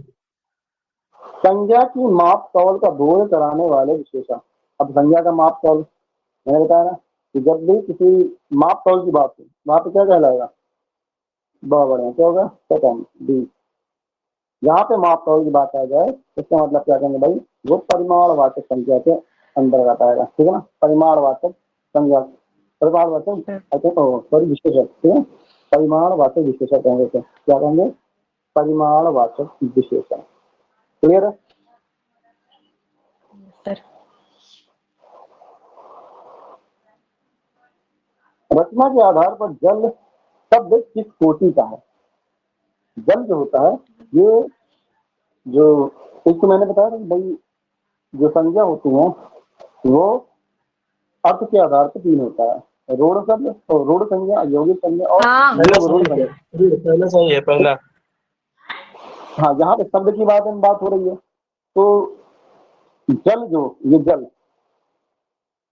ठीक सभी का आंसर यार बोल रहा। ठीक है, तो एक बार फिर समझ लीजिएगा, अगर आपको थोड़ा सा कंफ्यूजन हो कि ये यौगिक रूढ़, यौगिक या फिर रूढ़ किसे कहा जाता है, ध्यान रखिएगा। रूढ़ शब्द क्या होते हैं, रूढ़ शब्द वैसे शब्द होते हैं कि मतलब ये फिक्स होता है, इनको तोड़ा नहीं जा सकता है। जैसे जल लिखा है, जल, अगर इसको तोड़ के हम सोचे अलग अलग करके इसका कोई संधि विच्छेद करें तो कुछ नहीं होगा, तोड़ेंगे तो दोनों अलग अलग वर्ड हो जाएंगे, ज अलग हो जाएगा, ल अलग हो जाएगा, तो इसका कोई अर्थ नहीं निकलेगा। तो वही क्या होता है, रूढ़ अर्थ। क्या होता है, रूढ़ शब्द। तो मतलब जिस शब्द को तोड़ दिया जाए और उसका कोई अर्थ ना निकले वो क्या कहलाते हैं, रूढ़ शब्द कहलाते हैं। जिनका विच्छेद नहीं, हाँ ठीक है ना, संधि विच्छेद भाई, मतलब संधि विच्छेद नहीं होता है इसका, या तोड़ेंगे तो उसका कोई भी अर्थ नहीं निकलेगा। यौगिक शब्द क्या होते हैं भाई, यौगिक शब्द, यौगिक शब्द का मतलब वो होता है यहाँ पे दो शब्द रहेंगे, क्या होगा, दो शब्द, और दो मतलब दो शब्दों का मतलब क्या होगा, संधि होगा, क्या होगा, संधि। और जो नया शब्द बनेगा वो उसी से रिलेटेड रहेगा, क्या रहेगा, उसी से रिलेटेड। जैसे हमने कहा भाई रसोई घर, रसोई घर, ठीक है ना, घर के लिए रसोई, मतलब बात हो रही है खाने पकाने वाली, और दूसरी बात नहीं हो रही। जैसे विद्यालय, क्या हो जाएगा, विद्यालय, विद्यालय, विद्या प्लस आलय, मतलब यहाँ पे विद्या, विद्या ग्रहण करने का स्थान। तो कहीं ना कहीं विद्यालय शब्द भी विद्या से संबंधित है। ठीक है ना, तो यहाँ यौगिक शब्द में क्या हो जाएगा कि इनका तोड़े फोड़ेंगे या फिर नया शब्द जो बनेगा ना उसी से संबंधित रहेगा। बट योग रोड में क्या होता है ना, योग रोड में, योग रोड में इनका संधि विच्छेद होगा और इनसे क्या एक तीसरा वर्ड बनेगा, क्या बनेगा, तीसरा वर्ड बन जाएगा। जैसे हमने बताया था गजानंद, गजानंद, मतलब गज के जैसे आनंद। ठीक है ना, मतलब हाथी के सिर जैसे हो, ठीक है ना, तो कौन होगा, वो सिर्फ एक ही है, वो कौन है, वो सिर्फ कौन है, गणेश जी है। यहाँ गणेश जी। बात तो हो रही थी यहाँ पे जग के आनंद की, बट यहाँ पे अर्थ जो निकल रहा है वो गणेश का निकल रहा है, किसका? गणेश जी का, ठीक है ना। उसी तरीके से लंबोदर कह सकते हैं, क्या कह सकते हैं? लंबोदर। लंबोदर का मतलब जिसका उधर लंबा हो, यहाँ पे पेट और लंबे की बात हो रही है, बट अर्थ किसका निकल रहा है? तब भी यहाँ पे गणेश जी का, क्या हो गया? गणेश जी का, ठीक है ना। जैसे कि दशानंद, 10 सिरों वाला, बात यहाँ पे 10 सिरों की हो रही है, बट अर्थ किसका निकल रहा है? रावण का, ठीक है ना। अर्थ क्या निकल रहा है? रावण का। तो वही क्या है? यौगिक रूढ़, वही क्या है? योग रूढ़ से कहते हैं, हाँ योग रूढ़ कहा जाता है, ठीक है ना। एक तरीके से योग रूढ़ शब्द वही होते हैं जो बहुव्रीहि समास वाले होते हैं, ठीक है ना। बहुव्रीहि समास वाले कभी तो कभी योग रूढ़ के अंतर्गत आते हैं। बट यहाँ पे पूछा गया जल कौन सा शब्द है, तो जल आपका रूढ़ शब्द हो जाएगा, क्या हो जाएगा? रूढ़ शब्द हो जाएगा। चलिए अगले क्वेश्चन की बात करते हैं। किस विकल्प का शब्द अब उपसर्ग से नहीं है, मतलब अब उपसर्ग से निर्मित शब्द नहीं है, वो आपको यही बताना है। इसमें अब उपसर्ग नहीं जुड़ा हुआ है, क्या हो जाएगा बताइए? उपसर्ग, थर्ड उपसर्ग मतलब शब्द के पहले जो जुड़ा हुआ वही क्या कहलाता है? उपसर्ग कहलाता है। हाँ बहुत बड़ा, बहुत बड़ा। रवि जी ने बताया और सिद्धि जी ने दोनों ने बताया भाई। राइट आंसर क्या हो जाएगा? अवधि। अवधि शब्द में यहाँ पे अब उपसर्ग नहीं है। अगर हम अब को अलग कर दें और प्लस धी को अलग कर दें तो क्या ये कोई शब्द बनेगा? बिल्कुल नहीं, इसमें कोई मूल शब्द है ही नहीं। और जब मूल शब्द है नहीं इसका मतलब वो गलत ही होगा, और यही आपका गलत है। अगर बात करें अवाप्त का, तो इसको हम कह सकते हैं अब प्लस आप, क्या है ना। आपके शब्द से क्या जुड़ा है? अब जुड़ा है, ठीक है ना। उसी तरीके से अवधूत, धूत शब्द में क्या जुड़ा है? अब जुड़ा है, क्या जुड़ा है? अब, ठीक है ना। तो यहाँ पे भी उपसर्ग है, यहाँ पे भी उपसर्ग है, बट इस वाले शब्द में उपसर्ग नहीं है, ठीक है। सेकंड इसका राइट आंसर हो जाएगा। निम्नलिखित में से उपसर्ग वाले शब्दों का सही वर्ग चुनिए। यहाँ पे आपको बताना है, 3 शब्द दिए हैं हर एक ऑप्शन में, और आपको यही बताना है कि कैसा कौन सा वैसा ऑप्शन है जिनमें उपसर्ग लगे हुए हैं, तीनों ही वर्ड में उपसर्ग जुड़े हुए हो। क्या होगा?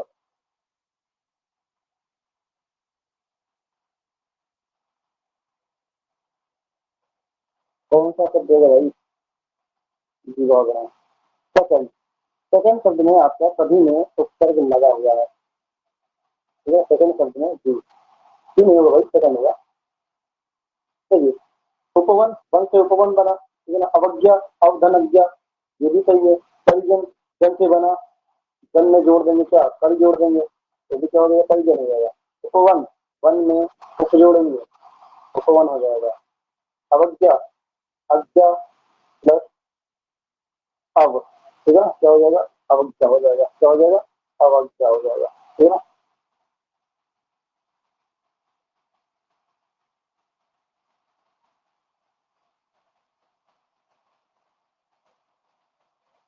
एक चीज ध्यान रखिए, अब अज्ञा नहीं होगा, ये दूसरा वर्ड है ना, दूसरा वर्ड जो है ये आपका हो जाएगा अब प्लस ज्ञा, है ना।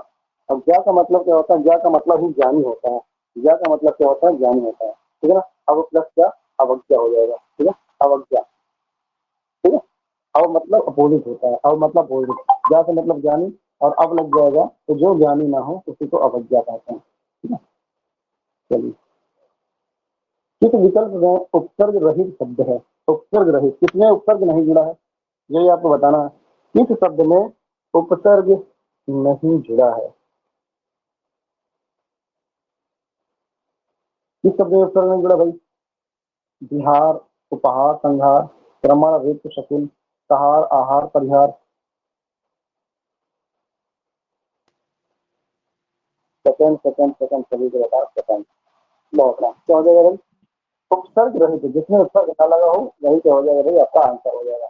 अब देखिए पहला ऑप्शन देखते हैं,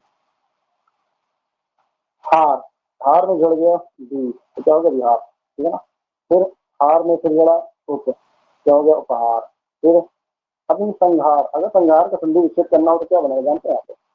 एक तो हार है, इसमें अगर पूछा गया कौन सा उपसर्ग है, इसमें उपसर्ग हो जाएगा सम, क्या हो जाएगा सम, ये तो ध्यान रखना है। सम प्लस आ संहार होता है, ठीक है ना।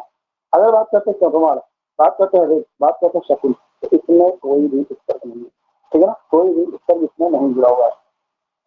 जी बहुत बड़ा समझना हार, ठीक है। उसी तरीके से हार में क्या जोड़े, ठीक है ना, हार में आ जोड़े, हार में कभी जोड़ दें, तब भी आपका उपसर्ग वाला शब्द ये दिया जाएगा। तो सेकंड इसका राइट आंसर हो जाएगा। सेकंड वाले में इसी में उपसर्ग नहीं जुड़ा हुआ है।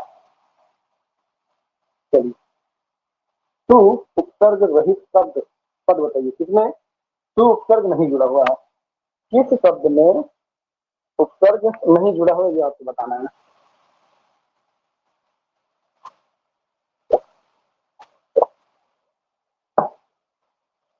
क्या होगा राइट आंसर इसका? देखिए सुषुप्ति, भाई अगर बात करते हैं सुषुप्ति की, तो इसमें तो आपको भाई जुड़ा हुआ है। अगर बात करें सुप्ति, सुप्ति वर्ड, हाँ सुस्ती, सुप्ति वर्ड से जुड़ा हुआ आपका। अगर बात करें सुप्ति, इसमें जोड़ देंगे सु, तो क्या बन जाएगा सुप्ति। स्वल्प, सु धन अल्प, क्या बन जाएगा स्वल्प बन जाएगा। उ प्लस आ क्या बनता है वा बन जाता है, बनेगा। और ये संधि कहलाती है, जड़ संधि कहलाती है, क्या कहलाती है जड़ संधि, ठीक है। ये तो सुसुप्ति है ही है, सुसुप्ति, ठीक है ना। तो यहाँ पे सु लगा हुआ है, बट स्वप्न की बात करते हैं, स्वा दूसरा प्लस, सही है, दूसरा। ठीक है ना, राइट आंसर क्या हो जाएगा, सेकंड इसका राइट आंसर हो जाएगा। जी सेकंड इसका राइट आंसर हो जाएगा। पहली बार स्वस्थ में कोई भी यहाँ पे टू प्लस अस मत कर दीजिएगा। अगर टू प्लस क्या करेंगे आप अस करेंगे तो ये गलत हो जाएगा, ठीक है ना, ये गलत हो जाएगा, ये बिल्कुल गलत होगा, ये चीज ध्यान रखिएगा। धनस्थ, धनस्थ होता है ये, ठीक है। चलिए, दिए गए शब्द में उपसर्ग तो याद कीजिए, उपसर्ग। अभी पिछला क्वेश्चन एक था इसी तरीके से,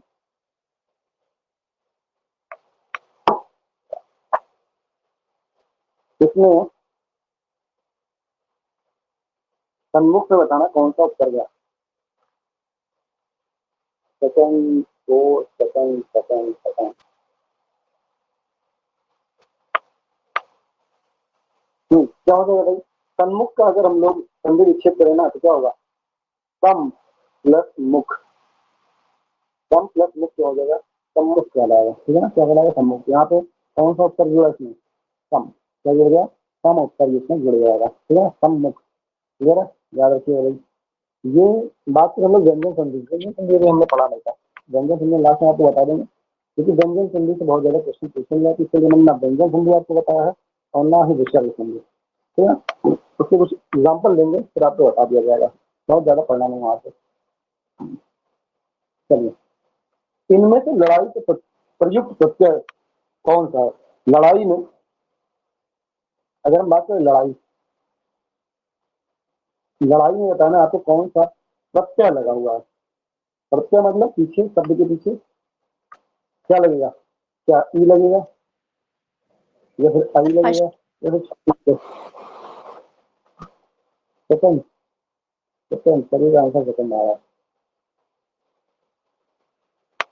अब एक ध्यान दीजिए, अगर हम आपसे ये कहें तो कहना भी तक कंफ्यूजन वाला क्वेश्चन सब लोग, तनु अग्रहरी जी ने बताया शायद, ठीक है ना, बहुत बड़ा तनु जी ने राइट आंसर इसका बताया भाई। उपयुक्त में से कोई नहीं होगा, कैसे नहीं होगा ध्यान दीजिए।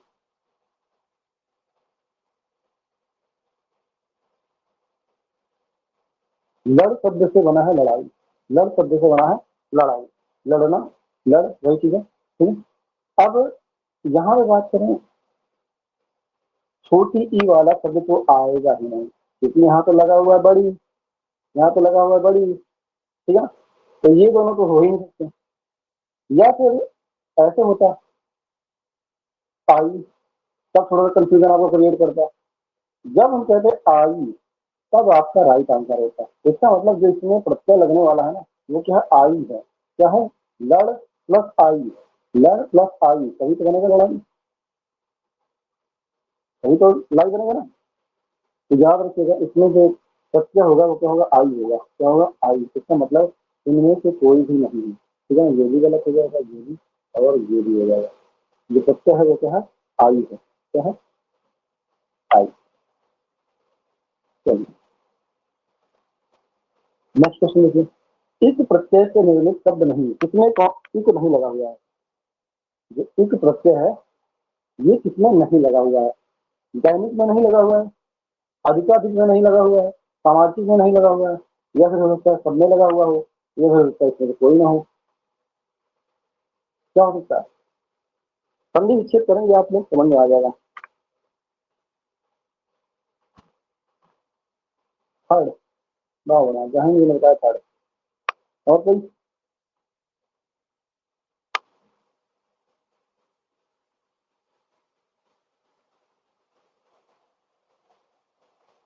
देखिए दैनिक में तो लगा हुआ है, दिन से बना है दैनिक, दिन से बना दैनिक, तो इसमें तो इक है ही है, इसमें तो इक है।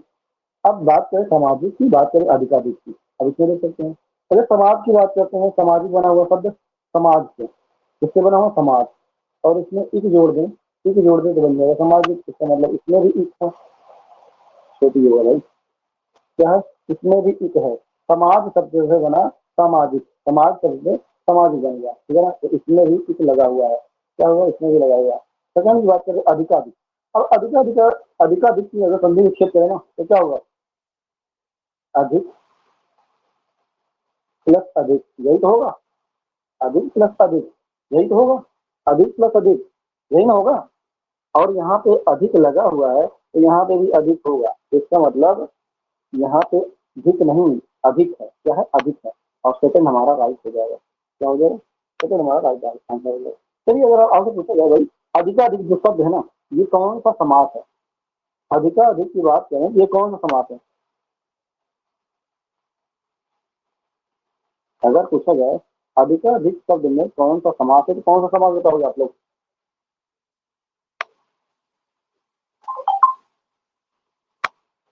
कौन सा समास होगा भाई,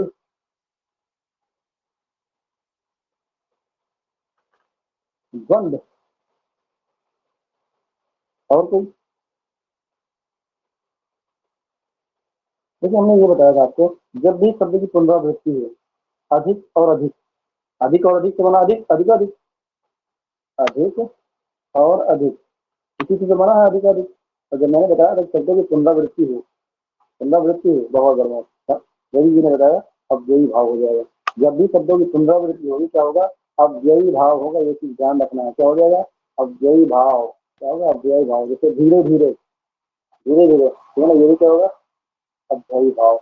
अधिकाधिक, ये भी क्या होगा, अव्ययी भाव, ठीक है ना। तो जहाँ पे भी पुनरावृत्ति हो जाए शब्दों की वो क्या कहलाएगा, अव्ययी भाव कहलाएगा। तो चलिए अगले क्वेश्चन की बात करते हैं।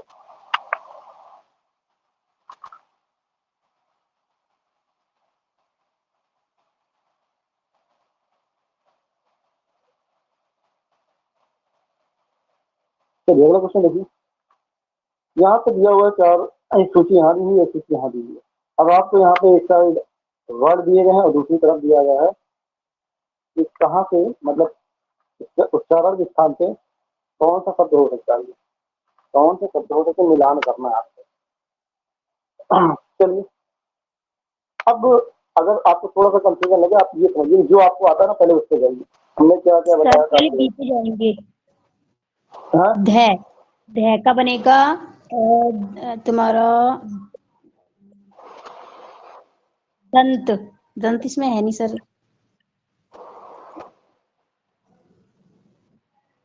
अभी मिला जुला आंसर आ रहा, बी बता रहे, तीन भी बता रहा है। सर पहले सर सी पे जाएंगे, सी से बनेगा ओस्ट। हाँ चलिए ठीक है, ये सही होगा। बी का सेकंड हो जाएगा। अब बी का सेकंड देखिए कहाँ पे है भाई, बी का सेकंड यहीं पे दिख रहा है। बी का सेकंड अब देखिए आपके लिए आसान हो गया, तो आपके लिए आसान हो गया। मैं सोच रहा हूँ क्योंकि और कहीं है ही नहीं है बी। अब थोड़ा सा आपको क्रॉस चेक इसलिए करना है क्योंकि भाई उपयुक्त में से एक से अधिक भी हो सकता है, एक से अधिक तो नहीं होगा, उपयुक्त में से कोई नहीं हो सकता है ऐसा, तो इसके लिए क्रॉस चेक करना पड़ेगा आपको, ठीक है ना। अब बी का दो है, क्लियर है, ठीक है ना। उसके बाद करें ई, ई किसमें आता है, या फिर बात करते हैं घ, घ कंठ में आता है, ठीक है ना, मतलब सी का, सी का देखने का भाई हमें क्या हो रहा है, ये सी है ना, बा वाला सी में है, सी का देखना हमें, सी किससे आ रहा है, सी का सेकंड, सी का सेकंड, सी का सेकंड यहाँ पे है, ये सी का सेकंड यहाँ पे है, और घा देखें, घा का कंठ, डी का फर्स्ट, डी का फर्स्ट, मतलब यही दोनों है, इसका मतलब आपका सेकंड आंसर हो जाएगा। हाँ, सेकंड इसका राइट आंसर हो जाएगा। और आगे मिलाओगे आप लोग, रा की बात करते हैं भाई, रा किसमें है आपका, मूर्धा, रा का कहलाएगा, मूर्धा कहलाएगा। टी की बात करेंगे तो पाली में आ जाएगा, ठीक है ना, सेकंड इसका राइट आंसर हो जाएगा।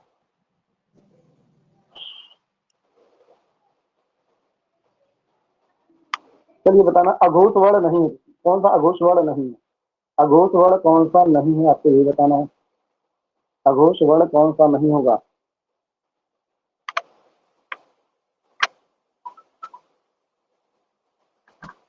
फोर्थ,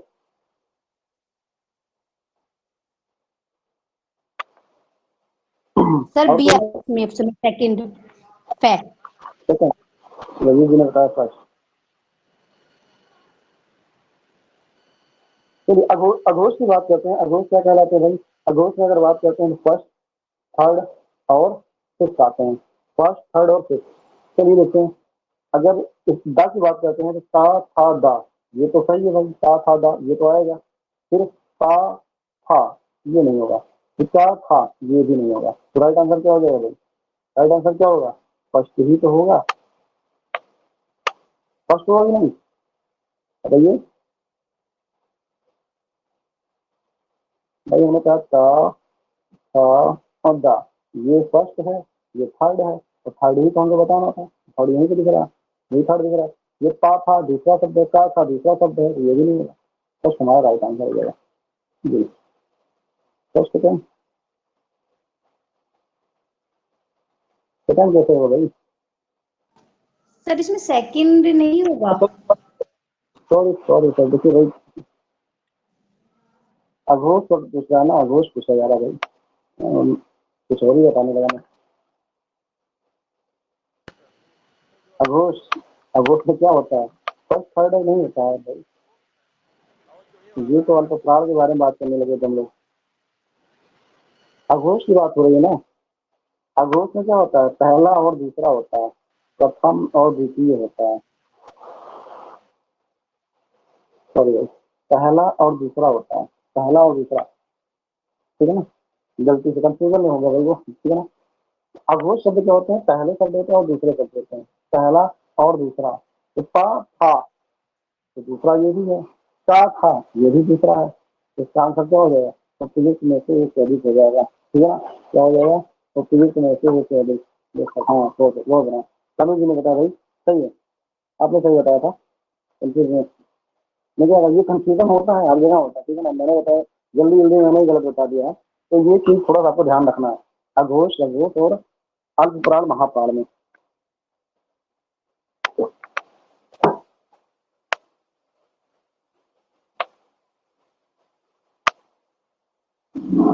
चलिए, रा वर्ड है, अब देखिए रा वर्ड, अब ऐसे क्वेश्चन भी आपसे पूछे जाएंगे, ये थोड़ा सा आपके लिए और डिफिकल्ट हो जाएगा। अब यहाँ तो आपको होना पता होना चाहिए मूर्धन्य शब्द कौन से होते हैं, आपको महाप्राण के बारे में पता होना चाहिए, सघोष के बारे में पता होना चाहिए, और ऊष्म व्यंजन के बारे में भी पता होना चाहिए। अब अगर आपको रा के बारे में कुछ भी पता हो थोड़ा सा, तो आप थोड़ा सा पहुंच सकते हैं। अब अगर हमने कहा भाई आपको रा के बारे में क्या क्या पता है, रा के बारे में क्या क्या पता है, हमने आपको इससे पहले बताया था कि या, रा, ला, वा, ये चार वर्ड है ना, या, रा, ला, वा, ये आते हैं अंतस्थ व्यंजन के अंतर्गत आते हैं, अंतस्थ व्यंजन। अब अंतस्थ व्यंजन ढूंढिए, एक यहाँ मिल रहा है, एक यहाँ मिल रहा है, ठीक है ना, इन दोनों में है। अब इसके अलावा क्या कहते हैं, इसके अलावा को, या, रा, ला, वा को और क्या कहा जाता है, अभी हमने बताया था सेकंड, अनिल जी ने बताया सेकंड, अरविंद जी ने बताया सेकंड।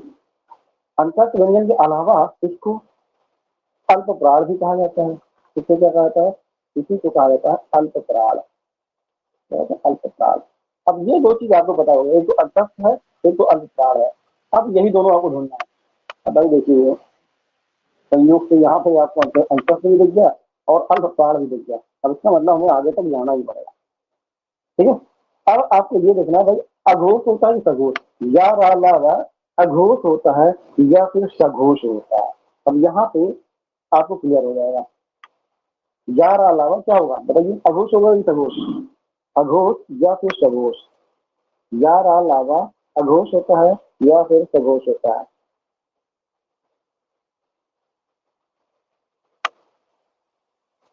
याद रखिए भाई, या रा ला वा जो होते हैं बना क्या होते हैं, सघोष होते हैं भाई। क्या होते हैं? सघोष होते हैं। तो या रा ला वा सघोष के अंतर्गत आते हैं। क्या होते हैं? सघोष।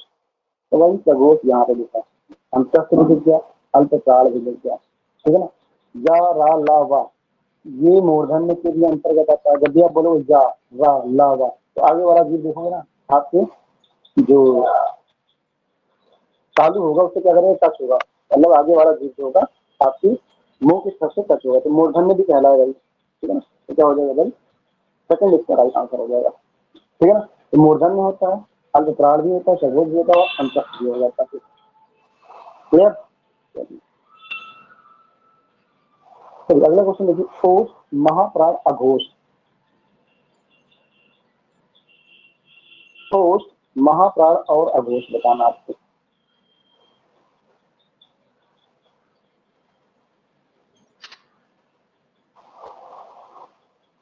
क्या हो जाएगा? अब ओष्ठ देखेंगे तो सभी ओष्ठ है, ये भी ओष्ठ है, ये भी ओष्ठ है। ठीक है ना, ओष्ठ तीनों है। अब देखना है महाप्राण और अघोष, अघोष और महाप्राण। अब अघोष की हमने बात किया था कि फर्स्ट और सेकंड जो होते हैं वो कहलाते हैं अघोष। फर्स्ट और सेकंड क्या कहलाते हैं? अघोष कहलाते हैं। अब देखिए, पा फा बा, ये थर्ड में ये तो होगा नहीं। पा फा सेकंड वर्ड है। ठीक है, पा फा बा बा भा, तो ये भी नहीं होगा। इसका मतलब क्या हो जाएगा? सेकंड हमारा राइट आंसर।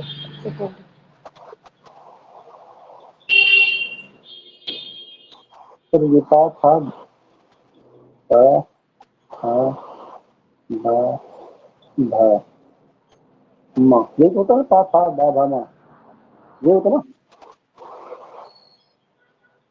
यहाँ ओष्ठ पूछा तो ओष्ठ एक ही में है, और दूसरा हमने कहा अघोष।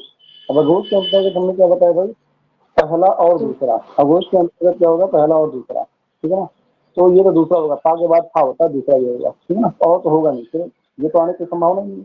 राइट आंसर क्या हो जाएगा? सेकंड ही होगा भाई, सेकंड हो जाएगा इसका आंसर। ठीक है ना, क्या हो जाएगा? सेकंड।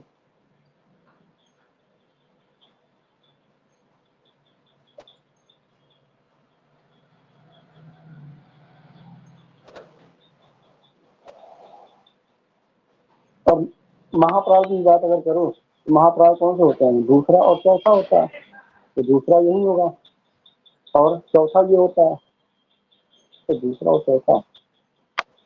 तो कुछ गलत हो जाएगा सर भाव होना चाहिए, क्योंकि सघोष 2, 3 और 5 होता है। नहीं सघोष नहीं, अघोष तो भाई, अघोष सघोष नहीं है। अघोष है तो 2, 3, 5 होगा, तो भा होगा। अघोष के अंतर्गत क्या आते हैं? अघोष के अंतर्गत आपके आते हैं पहला और दूसरा, फर्स्ट एंड सेकंड आता है। ठीक है ना, कौन कौन सा आता है? पहला और दूसरा गण आता है। ठीक है, अब बात करते हैं ओष्ठ की। ओष्ठ में ये भी आता है, ओष्ठ में ये भी आता है, ओष्ठ में ये भी आता है। तो पहला दूसरे के हिसाब से तो आपका भाई ये वाला कट हुआ, ये कट हुआ। ठीक है ना, पा फा दूसरा वर्ड है, दूसरा वर्ड फा है, सही है।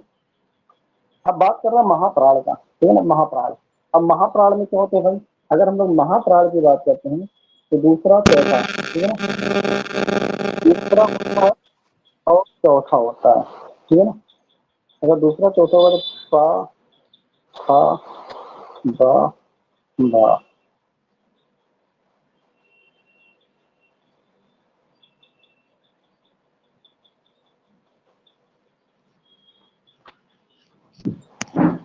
तो ये तो गलत है, या फिर इसका आंसर होना चाहिए तो तीर्थ में से कोई नहीं। क्योंकि भाई अगर हम बात करें कि ये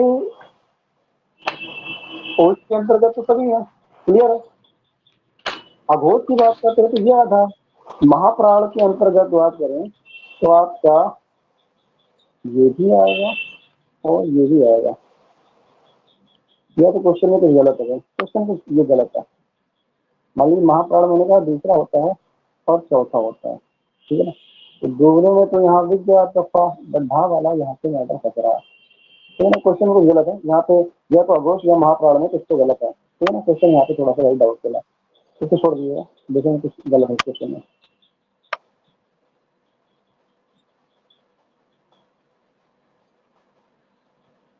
चलिए ये भी अच्छा क्वेश्चन है। नहीं ये तो क्वेश्चन आपको कहा गया कि जितनी भी वर्णमाला आपको एक ही में कहीं ना कहीं हर चीजें आपकी क्लियर कर देगा, ठीक है। यहाँ दिया हुआ रा, ला, या और पा, मिलान करना है, मिलान करना है भाई। थर्ड बहुत बड़ा रवि जी ने बताया थर्ड, फर्स्ट का ए, सेकंड का बी, सी का थर्ड और डी का फोर्थ, बहुत बड़ा सही है, ठीक है ना। देखिए रा को सभी लुंठित सही वर्ड है। कहा, हाँ थर्ड होगा। रा को लुंठित सही है, ला को पासिव वर्ड कहा जाता सही है, ला को अधस्वर कहा जाता सही है, और पा को स्पर्श व्यंजन कहा जाता है, ये भी सही है, ठीक है ना। तो थर्ड इसका राइट आंसर हो जाएगा जी, सही है, बहुत बड़ा थर्ड हो जाएगा इसका राइट आंसर। चलिए अगले क्वेश्चन की बात करते हैं। निम्नलिखित में से कौन सा शब्द दीर्घ संधि का उदाहरण सही उदाहरण नहीं है, दीर्घ संधि बताना भाई, यहाँ पे थर्ड कौन सा नंबर। दीर्घ संधि, थर्ड नंबर, बहुत बढ़िया, हाँ थर्ड भाई। थर्ड में क्या हो जाएगा, थर्ड में आपको मिलेगा देखने को क्या बताइए, मान लीजिए तो नहीं है सही है, हिमालय तो आपका दीर्घ संधि हिम प्लस आलय, सुधन उक्ति ये भी सही है। वृद्धि संधि। अगर हाँ यहाँ पे कौन सी संधि होगी, वृद्धि संधि हो जाएगी, क्या हो जाएगा वृद्धि संधि। हमें क्या आता है, या तो अय दिखेगा आपको या फिर अ दिखेगा, अय और जहाँ दिखा वो क्या हो जाएगा वृद्धि संधि, यहाँ पे ए दिखा यहाँ पे ओ दिखा वो क्या हो जाएगा गुण संधि, क्या हो जाएगा गुण संधि, ठीक है। बड़ा आ, बड़ी ई और बड़ा ऊ, बड़ा ऊ होगा यहाँ पे, ठीक है, बड़ा ऊ, ये क्या हो जाएगा आपका दीर्घ संधि, क्या हो जाएगा दीर्घ संधि, ठीक है ना। हाँ वृद्धि संधि, नेक्स्ट क्वेश्चन देखिए, गुरु प्लस आज्ञा गुरुवाज्ञा, यह संधि का उदाहरण है। गुरु धन आज्ञा बना गुरुवाज्ञा, कौन सी संधि होगी, गुण वृद्धि दीर्घ, या फिर बीच में से एक से अधिक। यड़ संधि। अब देखिए हाँ अभी आपने सही बताया भाई, गुरु धन आज्ञा उ प्लस आ, मेरा उ और आ मिलेगा तो क्या बन जाएगा, उ और आ मिलेगा तो वाह बन जाता है, क्या बन जाता है वाह, और वाह बनेगा या बनेगा या फिर अर बनेगा, क्या हो जाता है जड़ संधि हो जाता है, क्या होता है जड़ संधि, ठीक है ना, क्या होता है जड़ संधि होता है भाई, यड़ संधि। ठीक है ना। हाँ क्या हो जाएगा जड़ संधि होगा, इसका आंसर क्या हो जाएगा, उपयुक्त में से कोई नहीं, सिर्फ इसका राइट आंसर होगा, उपयुक्त में से कोई भी नहीं, क्लियर है। हमने जी। यही तो बताया था, जहाँ पे या वाह और क्या था भाई अर, ठीक है ना, और इसके बीच में क्या होता है आधा, मतलब आधा शब्द होता है, क्या होता है आधा शब्द, वही चीज तो है यहाँ पे, वाह दिखा और यहाँ पे रा उड़ंतरा दिख गया, क्या हो गया भाई जड़ संधि, वैसे ही बता देना चाहिए था, ठीक है ना।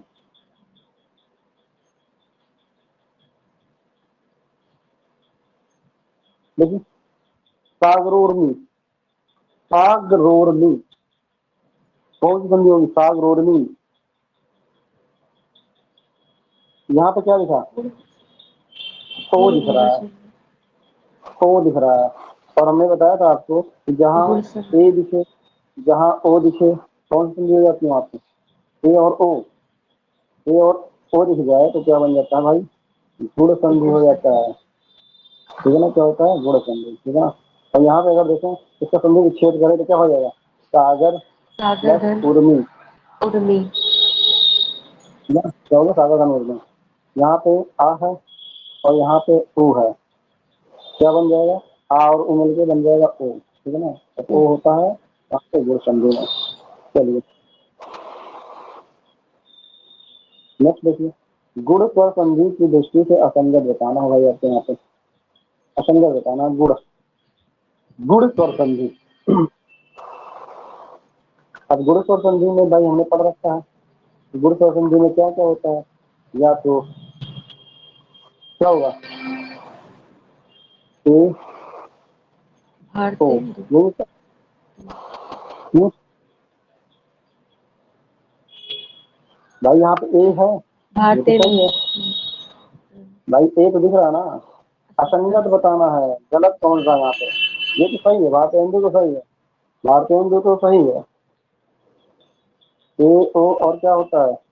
अर होता है, ए ओ और अर इसमें होता है गुण संधि में। ए ओ और अर होता है ना गुण संधि में। सेकंड आएगा सर इसमें। सेकंड आएगा। मनोविराम। चलिए सेकंड तो सही है, आपने कहा सेकंड सही है कि इसका जो संधि विच्छेद देगा ये गलत लिखा हुआ है। होता है क्या? मनः धन अभिराम होता है। अभिराम। यहाँ पे विसर्ग संधि क्या होता है? विसर्ग संधि है। क्या है विसर्ग संधि? अब देखिए राजर्षि, राजर्षि क्या सही लिखा हुआ है? राजर्षि का संधि विच्छेद क्या सही है? अर्थ तो इसमें आता है, ये तो सही है, अर्थ तो यहाँ पे दिख रहा है। बट क्या राजर्षि का जो संधि विच्छेद है वो करेक्ट है? राजा भाई यहाँ राज, हाँ क्या होना चाहिए? राज नहीं होना चाहिए, होना चाहिए था राजा। राजा प्लस ऋषि होना चाहिए था। क्या होना चाहिए? राजा प्लस ऋषि, क्या बनता है आपका? राजर्षि। क्या बनता है? राजर्षि बन जाता है। ठीक है ना? क्या बन जाता है? राजर्षि बन जाता है।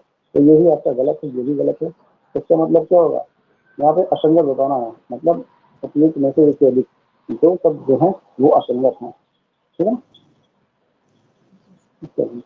संधि विषयक असंगत विकल्प का चयन कीजिए। संधि विषय बताइए, इसमें संधि के हिसाब से गलत लिखा हुआ है।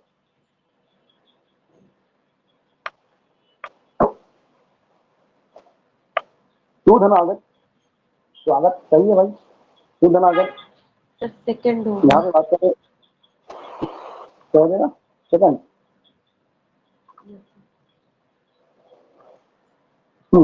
चलिए सुधनागत भाई स्वागत होता है, सही है। जड़ संधि यहाँ पे देखने को मिल रहा है आपको।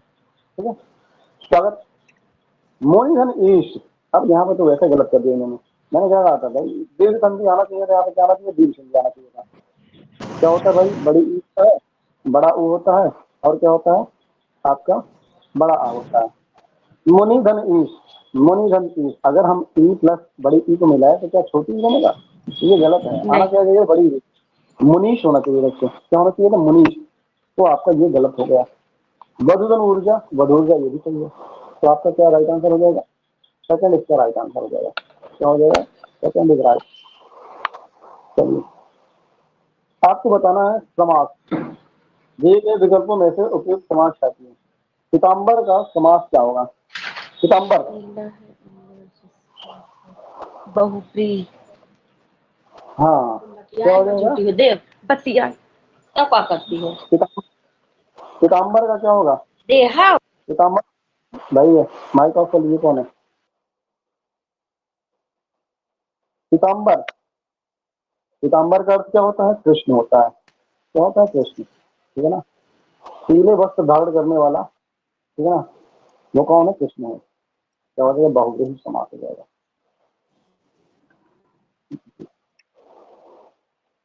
देश प्रेम में कौन सा समास है? देश प्रेम, देश प्रेम में कौन सा समास है भाई? देश प्रेम में कौन सा समास होगा?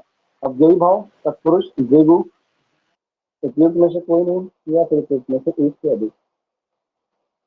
देश प्रेम, देश प्रेम का अगर संदेश समास विग्रह कर तो क्या हो जाएगा?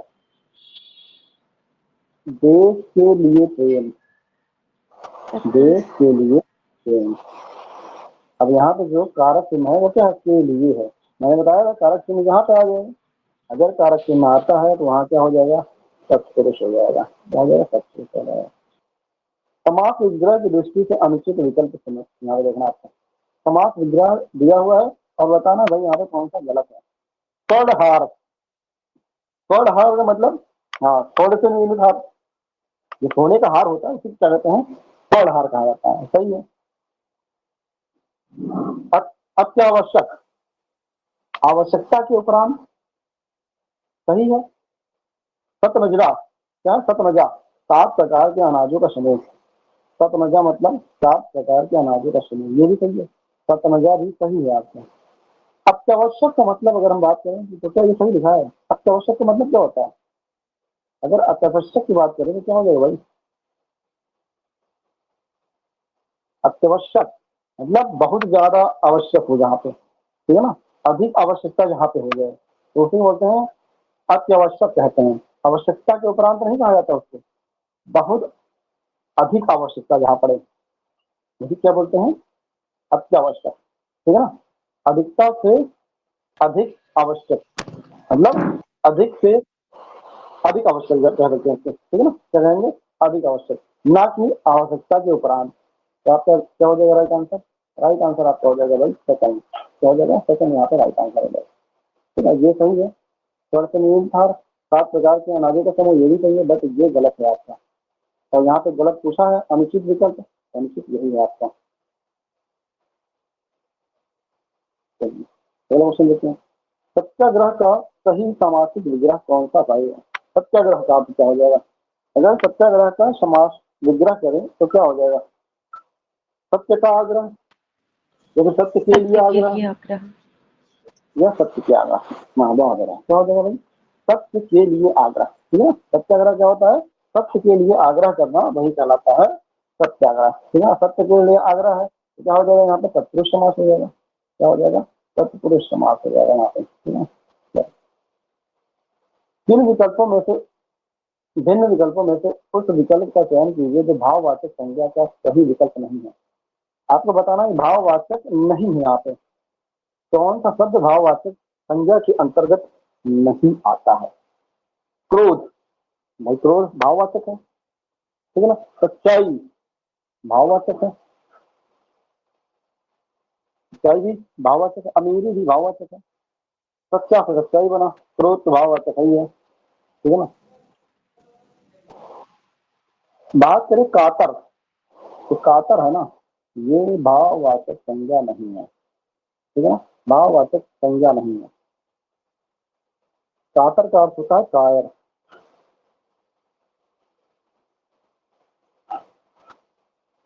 कायर, और कायर मतलब क्या होता है, विशेषण। कायर जो होते हैं विशेषण के अंतर्गत आते हैं ना, कल बताया था ना, बहादुर, कायर, डरपोक, ये सब क्या है, विशेषण के अंतर्गत आते हैं, इसके अंतर्गत आते हैं, विशेषण के अंतर्गत आते हैं, ठीक है ना। कायर, अगर कायरता होता ना, कायर से बनता इसका भाववाचक संज्ञा, वो क्या बन जाता, कायरता बनता, क्या बनता, कायरता। कायरता जो होता है वो भाववाचक संज्ञा होती है, कायरता जो होता है भाववाचक संज्ञा, ठीक है ना। सच्चा क्या है, विशेषण है, सच्चाई बन गया, भाई भाववाचक संज्ञा। अमीर, अमीरी का भाववाचक संज्ञा, ठीक है ना। अमीर क्या था वहां पे, अमीर जो था विशेषण, और अमीरी क्या बन गया, भाववाचक संज्ञा बन गया।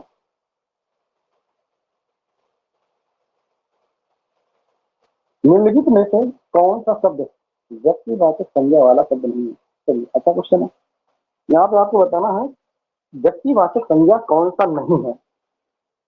चारों ऑप्शनों में आपको बताना है भाई कौन सा व्यक्तिवाचक संज्ञा नहीं है। यमुना, यमुना कैसे होगा भाई, फोर्स जाएगा, सभी जी ने बताया फोर्स, फोर्स जाएगा, ठीक है भाई। देखिए मोहन, किसी एक पर्टिकुलर व्यक्ति की बात हो रही है, मैंने क्या बताया, किसी एक पर्टिकुलर की बात की जाए वहाँ व्यक्तिवाचक होगा। काशी, भाई काशी भी एक ही है, काशी कोई 2-3 नहीं है। यमुना नदी, तो यमुना नदी एक है। हाँ नदी, नदी क्या है, नदियों का समूह, नदियों का जैसे समूह, नदियों का समूह हो गया एक। हाँ पूरे जाति का बोध करा रहा है, ये पूरे जाति का बोध करा रहा है नदी, ठीक है ना। तो क्या हो जाएगा, जातिवाचक संज्ञा हो जाएगा ये, ठीक है ना, व्यक्तिवाचक संज्ञा नहीं हुई।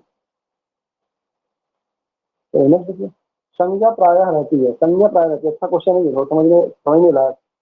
अब यहाँ पे पूछा जा रहा है जो संज्ञा होती है प्रायः किसमें रहती है, अन्य पुरुष में रहता है, मध्यम पुरुष में रहता है, या फिर उत्तम पुरुष में रहता है भाई।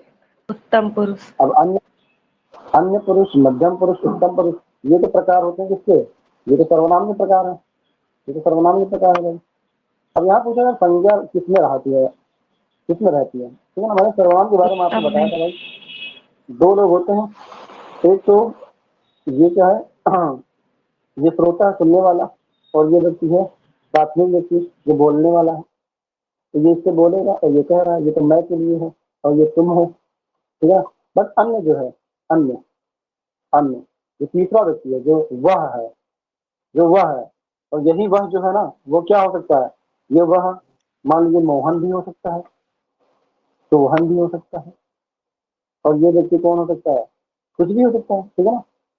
तो ये एक व्यक्ति बात किया, ये एक व्यक्ति बात किया, और इन दोनों में ही इस तीसरे की व्यक्ति बात होगी, और ये तीसरा व्यक्ति मैंने कहा मोहन सोहन कुछ भी हो सकता है। जैसे ये इससे बता रहा है कि मोहन खाना खा रहा होगा, या मोहन बहुत ही बुरा व्यक्ति है, तब इसी में तो आपको नजर आया ना मोहन, मोहन, तो ये मोहन क्या हो जाएगा, संज्ञा। तो संज्ञा हमेशा किसमें रहती है, याद रखिएगा भाई, अन्य पुरुष में। किसमें रहेगी, अन्य पुरुष में, ठीक है ना। मोहन हमेशा किसमें आएगा, अन्य पुरुष में आएगा।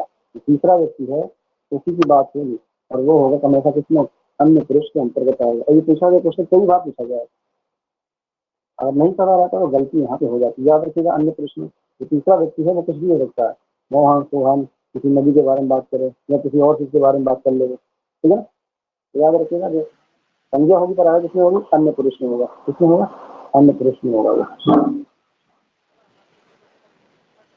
निम्नलिखित में से कौन सा शब्द भाववाचक संज्ञा है, भाववाचक संज्ञा आसान सा क्वेश्चन है भाई। क्या हो जाएगा, सर सभी होगा।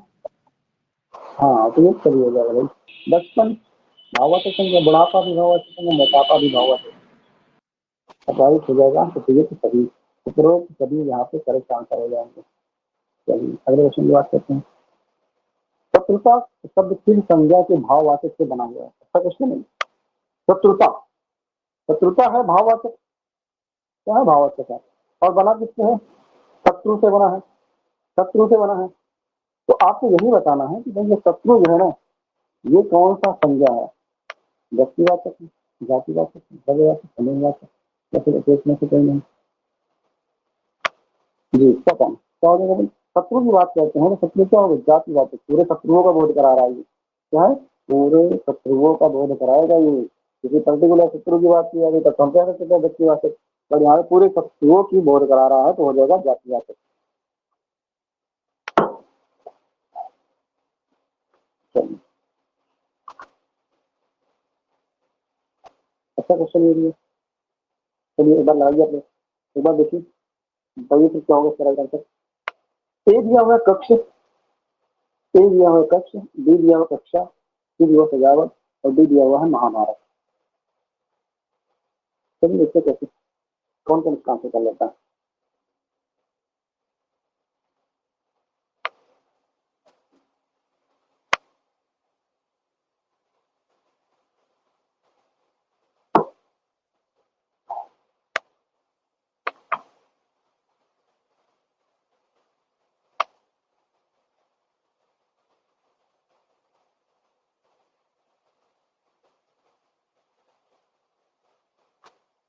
फोर्थ, जाहिर जी ने बताया फोर्थ है।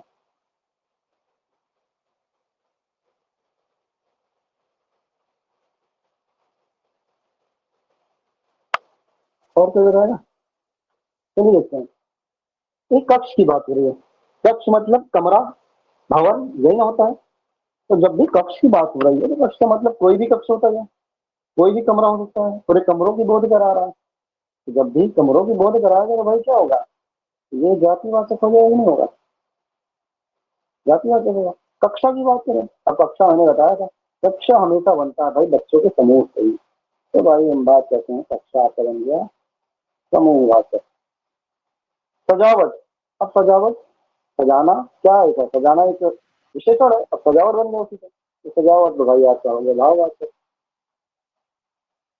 महाभारत एक ही है, महाभारत तो सिर्फ एक ही है, तो हो गया भाई व्यक्तिवाचक। अब यहाँ से देख लीजिए सेकंड। पहला का कक्ष क्या था, जातिवाचक, हाँ सही है, एक का 3 हो गया। कक्षा समूहवाचक, डी का क्या हो गया, 4 हो गया, सही है। फिर सजावट क्या हो जाएगा, भाववाचक, डी का 2 सही है। महाभारत डी का 1 सही है, क्या हो जाएगा, सेकंड हमारा राइट आंसर होगा। हाँ सेकंड क्या हो जाएगा, राइट आंसर हो जाएगा।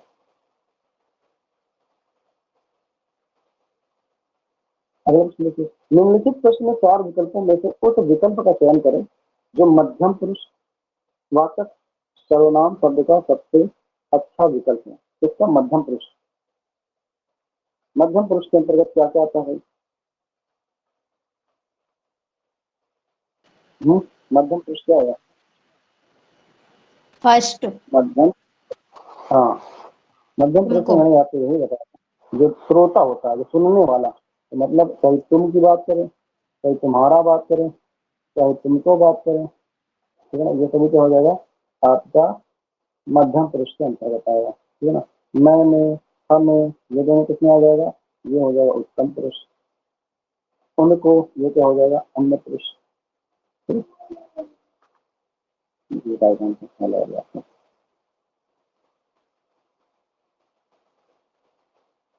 चलिए नेक्स्ट देखिए, क्या आप घर भी जाएंगे? वाक्य में रेखांकित पद है, जो रेखांकित किया हुआ है आपको बताना है कि ये क्या है। ये संज्ञा है, विशेषण है, सर्वनाम है, या फिर क्रिया है। आसान क्वेश्चन है। थर्ड में वगैरह क्या हो जाएगा भाई? सर्वनाम। आप जो है सर्वनाम है, ठीक है ना। क्या है? आप जो है सर्वनाम, बहुत बढ़िया, ठीक है ना। जो सोएगा वो खोएगा, जो जागेगा तो पाएगा। किस सर्वनाम का उदाहरण है? कौन सा सर्वनाम जुड़ा हुआ है भाई इसमें? इसमें कौन सा सर्वनाम जुड़ा हुआ है? संबंधवाचक। संबंधवाचक, ठीक है ना। बेटा जो, जैसा, तो, ठीक है ना, ये सब किसमें आ जाएगा भाई? ये आपका हो जाएगा संबंधवाचक के अंतर्गत आएगा, ठीक है ना। किसके अंतर्गत आएगा? संबंधवाचक। राइट आंसर फोर्थ हो जाएगा इसका, ठीक है। तो चलिए, सर्वनाम की दृष्टि से निम्नलिखित में असंगत युग्म है। सर्वनाम की दृष्टि से निम्नलिखित में से कौन सा असंगत है, आपको ये बताना है। असंगत कौन सा हो जाएगा भाई?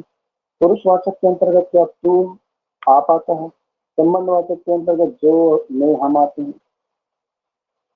या फिर अनिश्चयवाचक के अंदर कोई कुछ आता है, अनिश्चयवाचक यह वह आता है। क्या होगा इसका आंसर? सेकंड बागड़ा, यानी कि मेरा सेकंड। ठीक, तो और आपको होता है पुरुषवाचक, क्लियर है, ठीक है ना, राइट है। संबंधवाचक में जो तो होता है, बट मैं और हम नहीं होता। मैं और हम नहीं, ये तो है, बट ये दोनों नहीं। यही राइट आंसर हो जाएगा। अनिश्चयवाचक में कोई कुछ होता है, करेक्ट है। निश्चयवाचक में यह वह होता है, करेक्ट है, क्लियर।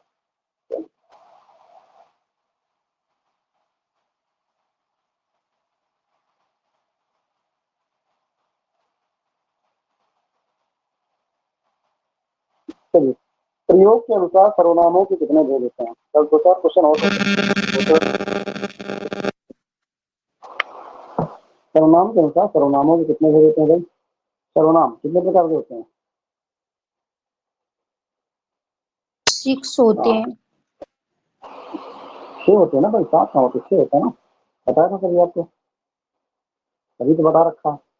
निश्चय, निश्चय, निजवाचक, संबंधवाचक, प्रश्नवाचक, पुरुषवाचक होते हैं ना। क्या ठीक है, याद रखिएगा। निम्नलिखित में से सर्वनाम संबंधी अशुद्ध वाक्य युक्त वाक्य का चयन कीजिए। इसमें आपको बताना है कि सर्वनाम संबंधी कौन सा गलत है यहाँ पे। यह उनका आदेश है, सही है। मेरे लिए तुम क्या लाए हो, ये भी सही है। हमारे रीति रिवाज आपस भिन्न है, ये भी सही है। मेरे में अनंत शक्ति है, मेरे में अनंत, हाँ, मेरे में मेरे अनंत शक्ति है, ये गलत है। क्या हो जाएगा?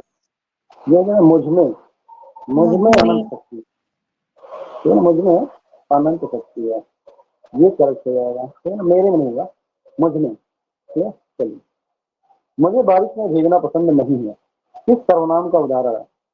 मुझे बारिश में भीगना पसंद नहीं है, कौन सा यहाँ पर सर्वनाम होगा? उत्तम और प्रथम पुरुष दोनों, अन्य पुरुष, उत्तम पुरुष, प्रथम पुरुष, क्या होगा?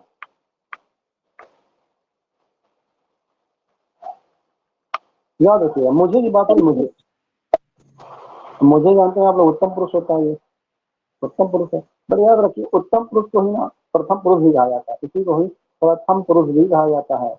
याद रखिएगा भाई, कंफ्यूज न रहिएगा। उत्तम पुरुष को प्रथम पुरुष भी कहा जाता है, इसलिए इसका राइट आंसर कहा जाएगा उत्तम और प्रथम दोनों। उत्तम और प्रथम दोनों ही इसका राइट आंसर हो जाएगा, ठीक है ना। इनमें कौन अधिक बलवान है? इनमें कौन अधिक बलवान है, ठीक है ना। बताना है कि रेखांकित शब्द क्या हो, गुणवाचक विशेषण, सर्वनामी विशेषण, परिमाणवाचक विशेषण या संख्यावाचक विशेषण।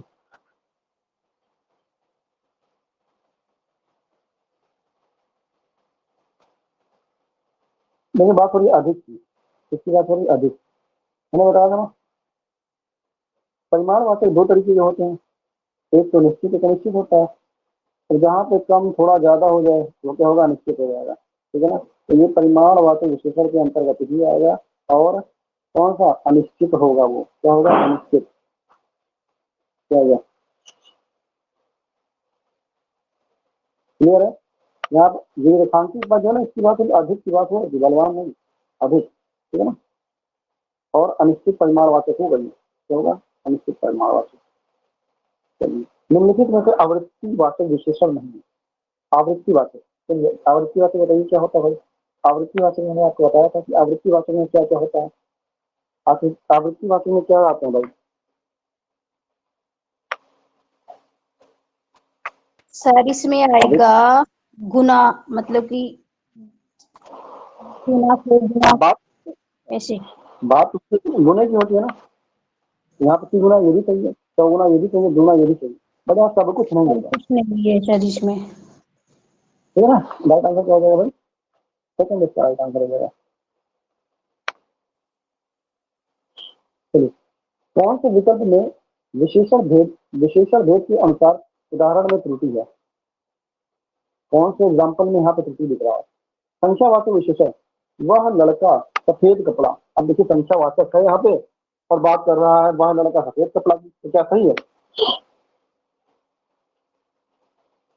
हाँ, तो पहला ही आपका गलत हो गया भाई, पहला ही गलत है। बात कर रहा संख्यावाचक की और बता रहा भाई यहाँ गुणवाचक, गुणवाचक बता रहा, सफेद कपड़ा मतलब क्या होता है, गुणवाचक ही, ठीक है ना। तो पहला ही गलत हो गया। यहाँ पे गुणवाचक विशेषण हल्का मुलायम सही है, आवृत्तिवाचक दुगुना चौगुना सही है, परिमाणवाचक 5 किलो आता, 2 लीटर दूध ये भी सही है, पहला ही आपका गलत हो गया। तो नेक्स्ट देखिए, कौन से विकल्प में विशेषण भेद के अनुसार उदाहरण में त्रुटि है। यहाँ पर रिपीट क्वेश्चन हो गया। कौन सा मुंह लेकर जाऊं, कौन सा मुंह लेकर जाऊं, वाक्य में कौन सा विशेषण है, कौन सा विशेषण होगा भाई यहाँ पे।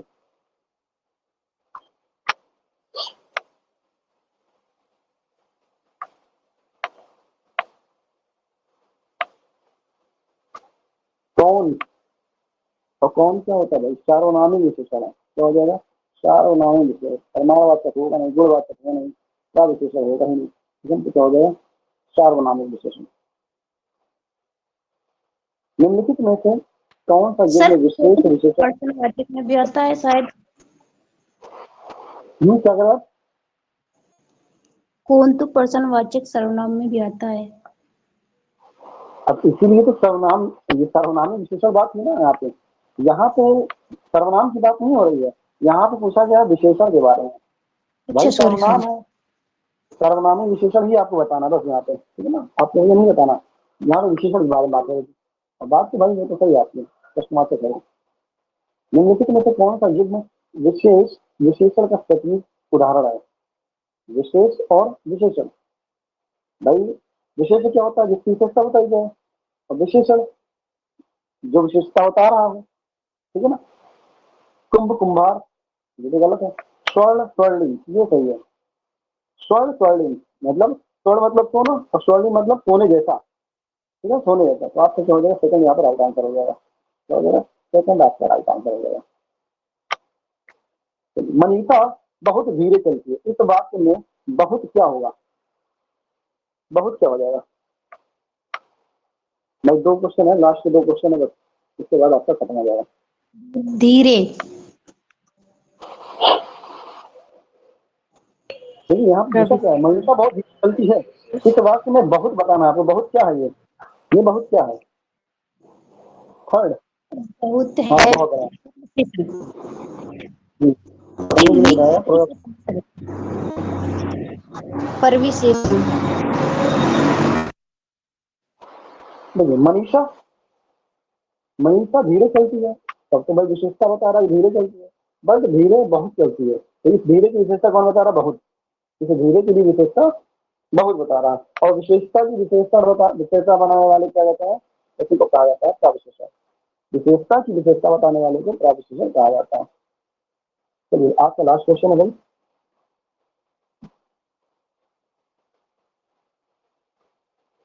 मैं 8वीं कक्षा में पढ़ता हूँ, वाक्य में रेखांकित शब्द क्या होगा? हाँ बहुत बढ़िया, क्या हो जाएगा भाई? संख्यावाचक हो जाएगा, ठीक है ना, संख्यावाचक। सर्वनामिक होगा नहीं, गुणवाचक होगा नहीं, प्रत्ययवाचक होगा नहीं, तो संख्यावाचक होगा। और संख्यावाचक में भी कौन सा होगा? क्रमवाचक हो जाएगा, क्रमवाचक हो जाएगा, ठीक है ना। चलिए तो भाई हमने जितने भी जो भी हिंदी में अभी तक पढ़ा था उसका एक बार हमने क्या किया, पूरा का पूरा जो क्वेश्चन पूछे गए थे सभी क्वेश्चन को हमने यहाँ पे देख लिया, ठीक है ना। अब हिंदी में कहा जाए कि जो ग्रामर वाले टॉपिक है, 2-4 टॉपिक और रखते हैं, 2-4 क्या मान सकते हैं 5-6 टॉपिक होंगे, छोटे छोटे टॉपिक है, उनको कवर करना है। उसके बाद सिर्फ याद करने वाली चीजें होंगी, जैसे आपका विलोम शब्द होगा, याद ही करना है आपको। पर्यायवाची है, ये भी याद करना है, ठीक है ना। वो हम बता देंगे क्या क्या पढ़ना है, कुछ चीजों को हम लोग वहाँ बता, मतलब यहाँ पे भी देख लेंगे, ठीक है ना। और बचेगा तत्सम तद्भव। तत्सम तद्भव भी आपको याद ही करना है, बट मैं तो सीरियस में बताऊंगा। सॉरी सर, सर क्वेश्चन में थोड़ा कंफ्यूजन सा हो रहा है। कौन सा? थ्योरी में तो थोड़ा इजी होता है, लेकिन क्वेश्चंस जब बनते हैं थोड़ा सा वो होता है सर इसमें। नहीं, मैंने क्या कहा, देखिए आप चाहे जितना पढ़ लो, आप चाहे जितना पढ़ लोगे, जब तक आप क्विज नहीं लगाओगे तब तक आपको दिक्कत बना रहेगा कि भाई हमने तो बहुत कुछ पढ़ लिया। बट क्विज इसीलिए लगवाया जाता है कि ताकि क्वेश्चन आपको समझ में आ जाए। और क्वेश्चन लगाइए, अगर नहीं समझ में आता ना उसी टाइम पूछिए कि सर यहाँ पे दिक्कत हो रही है, इसीलिए मैं कुछ करवाता हूँ। पढ़ा के मैं तुरंत क्विज दे देता तो थोड़ा अलग हो जाता है कि आपको कुछ भी ना समझ में आता, इसीलिए मैं क्वेश्चन ले जाता हूँ ताकि आपको वो क्वेश्चन भी समझ में आए कि हमने पढ़ा तो है, क्वेश्चन वैसे आ रहे हैं कि नहीं आ रहे हैं, ठीक है ना। तो ये क्विज एक बार कहीं आप लोग दोबारा से देख लीजिएगा, ठीक है। जब भी जो क्विज वाली क्वेश्चन जो वो है वीडियो ना, तो लास्ट टाइम जरूर आप देख लेना, जब भी आपको एग्जाम देने जाना वहाँ पे क्विज जरूर देख लीजिएगा, ठीक है। अब देखिए आपका हिंदी चली रहा है, इसके अलावा अगर देखें कि कोई और सब्जेक्ट अगर लगेगा, अच्छा स्वाति जी आपका नेट का पेपर है ना, आपका नेट का पेपर है, आपका नेट का पेपर है ना? जी सर। और किसी का नेट का पेपर नहीं है? और कोई ऐसा हो जो नेट वाला हो? सर हिमांशु शर्मा का। हिमांशु शर्मा जी का है, चलिए ठीक है। देखिए उसमें जो कुछ टॉपिक में जो आपको प्रॉब्लम जहाँ पे ज्यादा है वो टॉपिक मुझे बता दीजिएगा, ठीक है। तो हम उसी टॉपिक को थोड़ा सा ज्यादा फोकस कर लेंगे, आप लोगों को बता दें, क्योंकि और तो कोई नेट वाला यहाँ पे है, ठीक है। सर पहले तो मैथ हम को 2-3 चैप्टर क्लियर करा दीजिए सर, इसमें थोड़ा सा तो वो हमें बताइए, वो टॉपिक मुझे दे दीजिएगा आप कि कौन कौन से टॉपिक में आपको थोड़ा दिक्कत आ रही है, ठीक है। तो हम उस टॉपिक को आपको क्लियर कर देंगे सेपरेटली, क्योंकि और कोई वॉइस पढ़ेगा नहीं। ब्रेक कर रही है। लेकिन मैंने कहा था कि नेट का ऊपर आप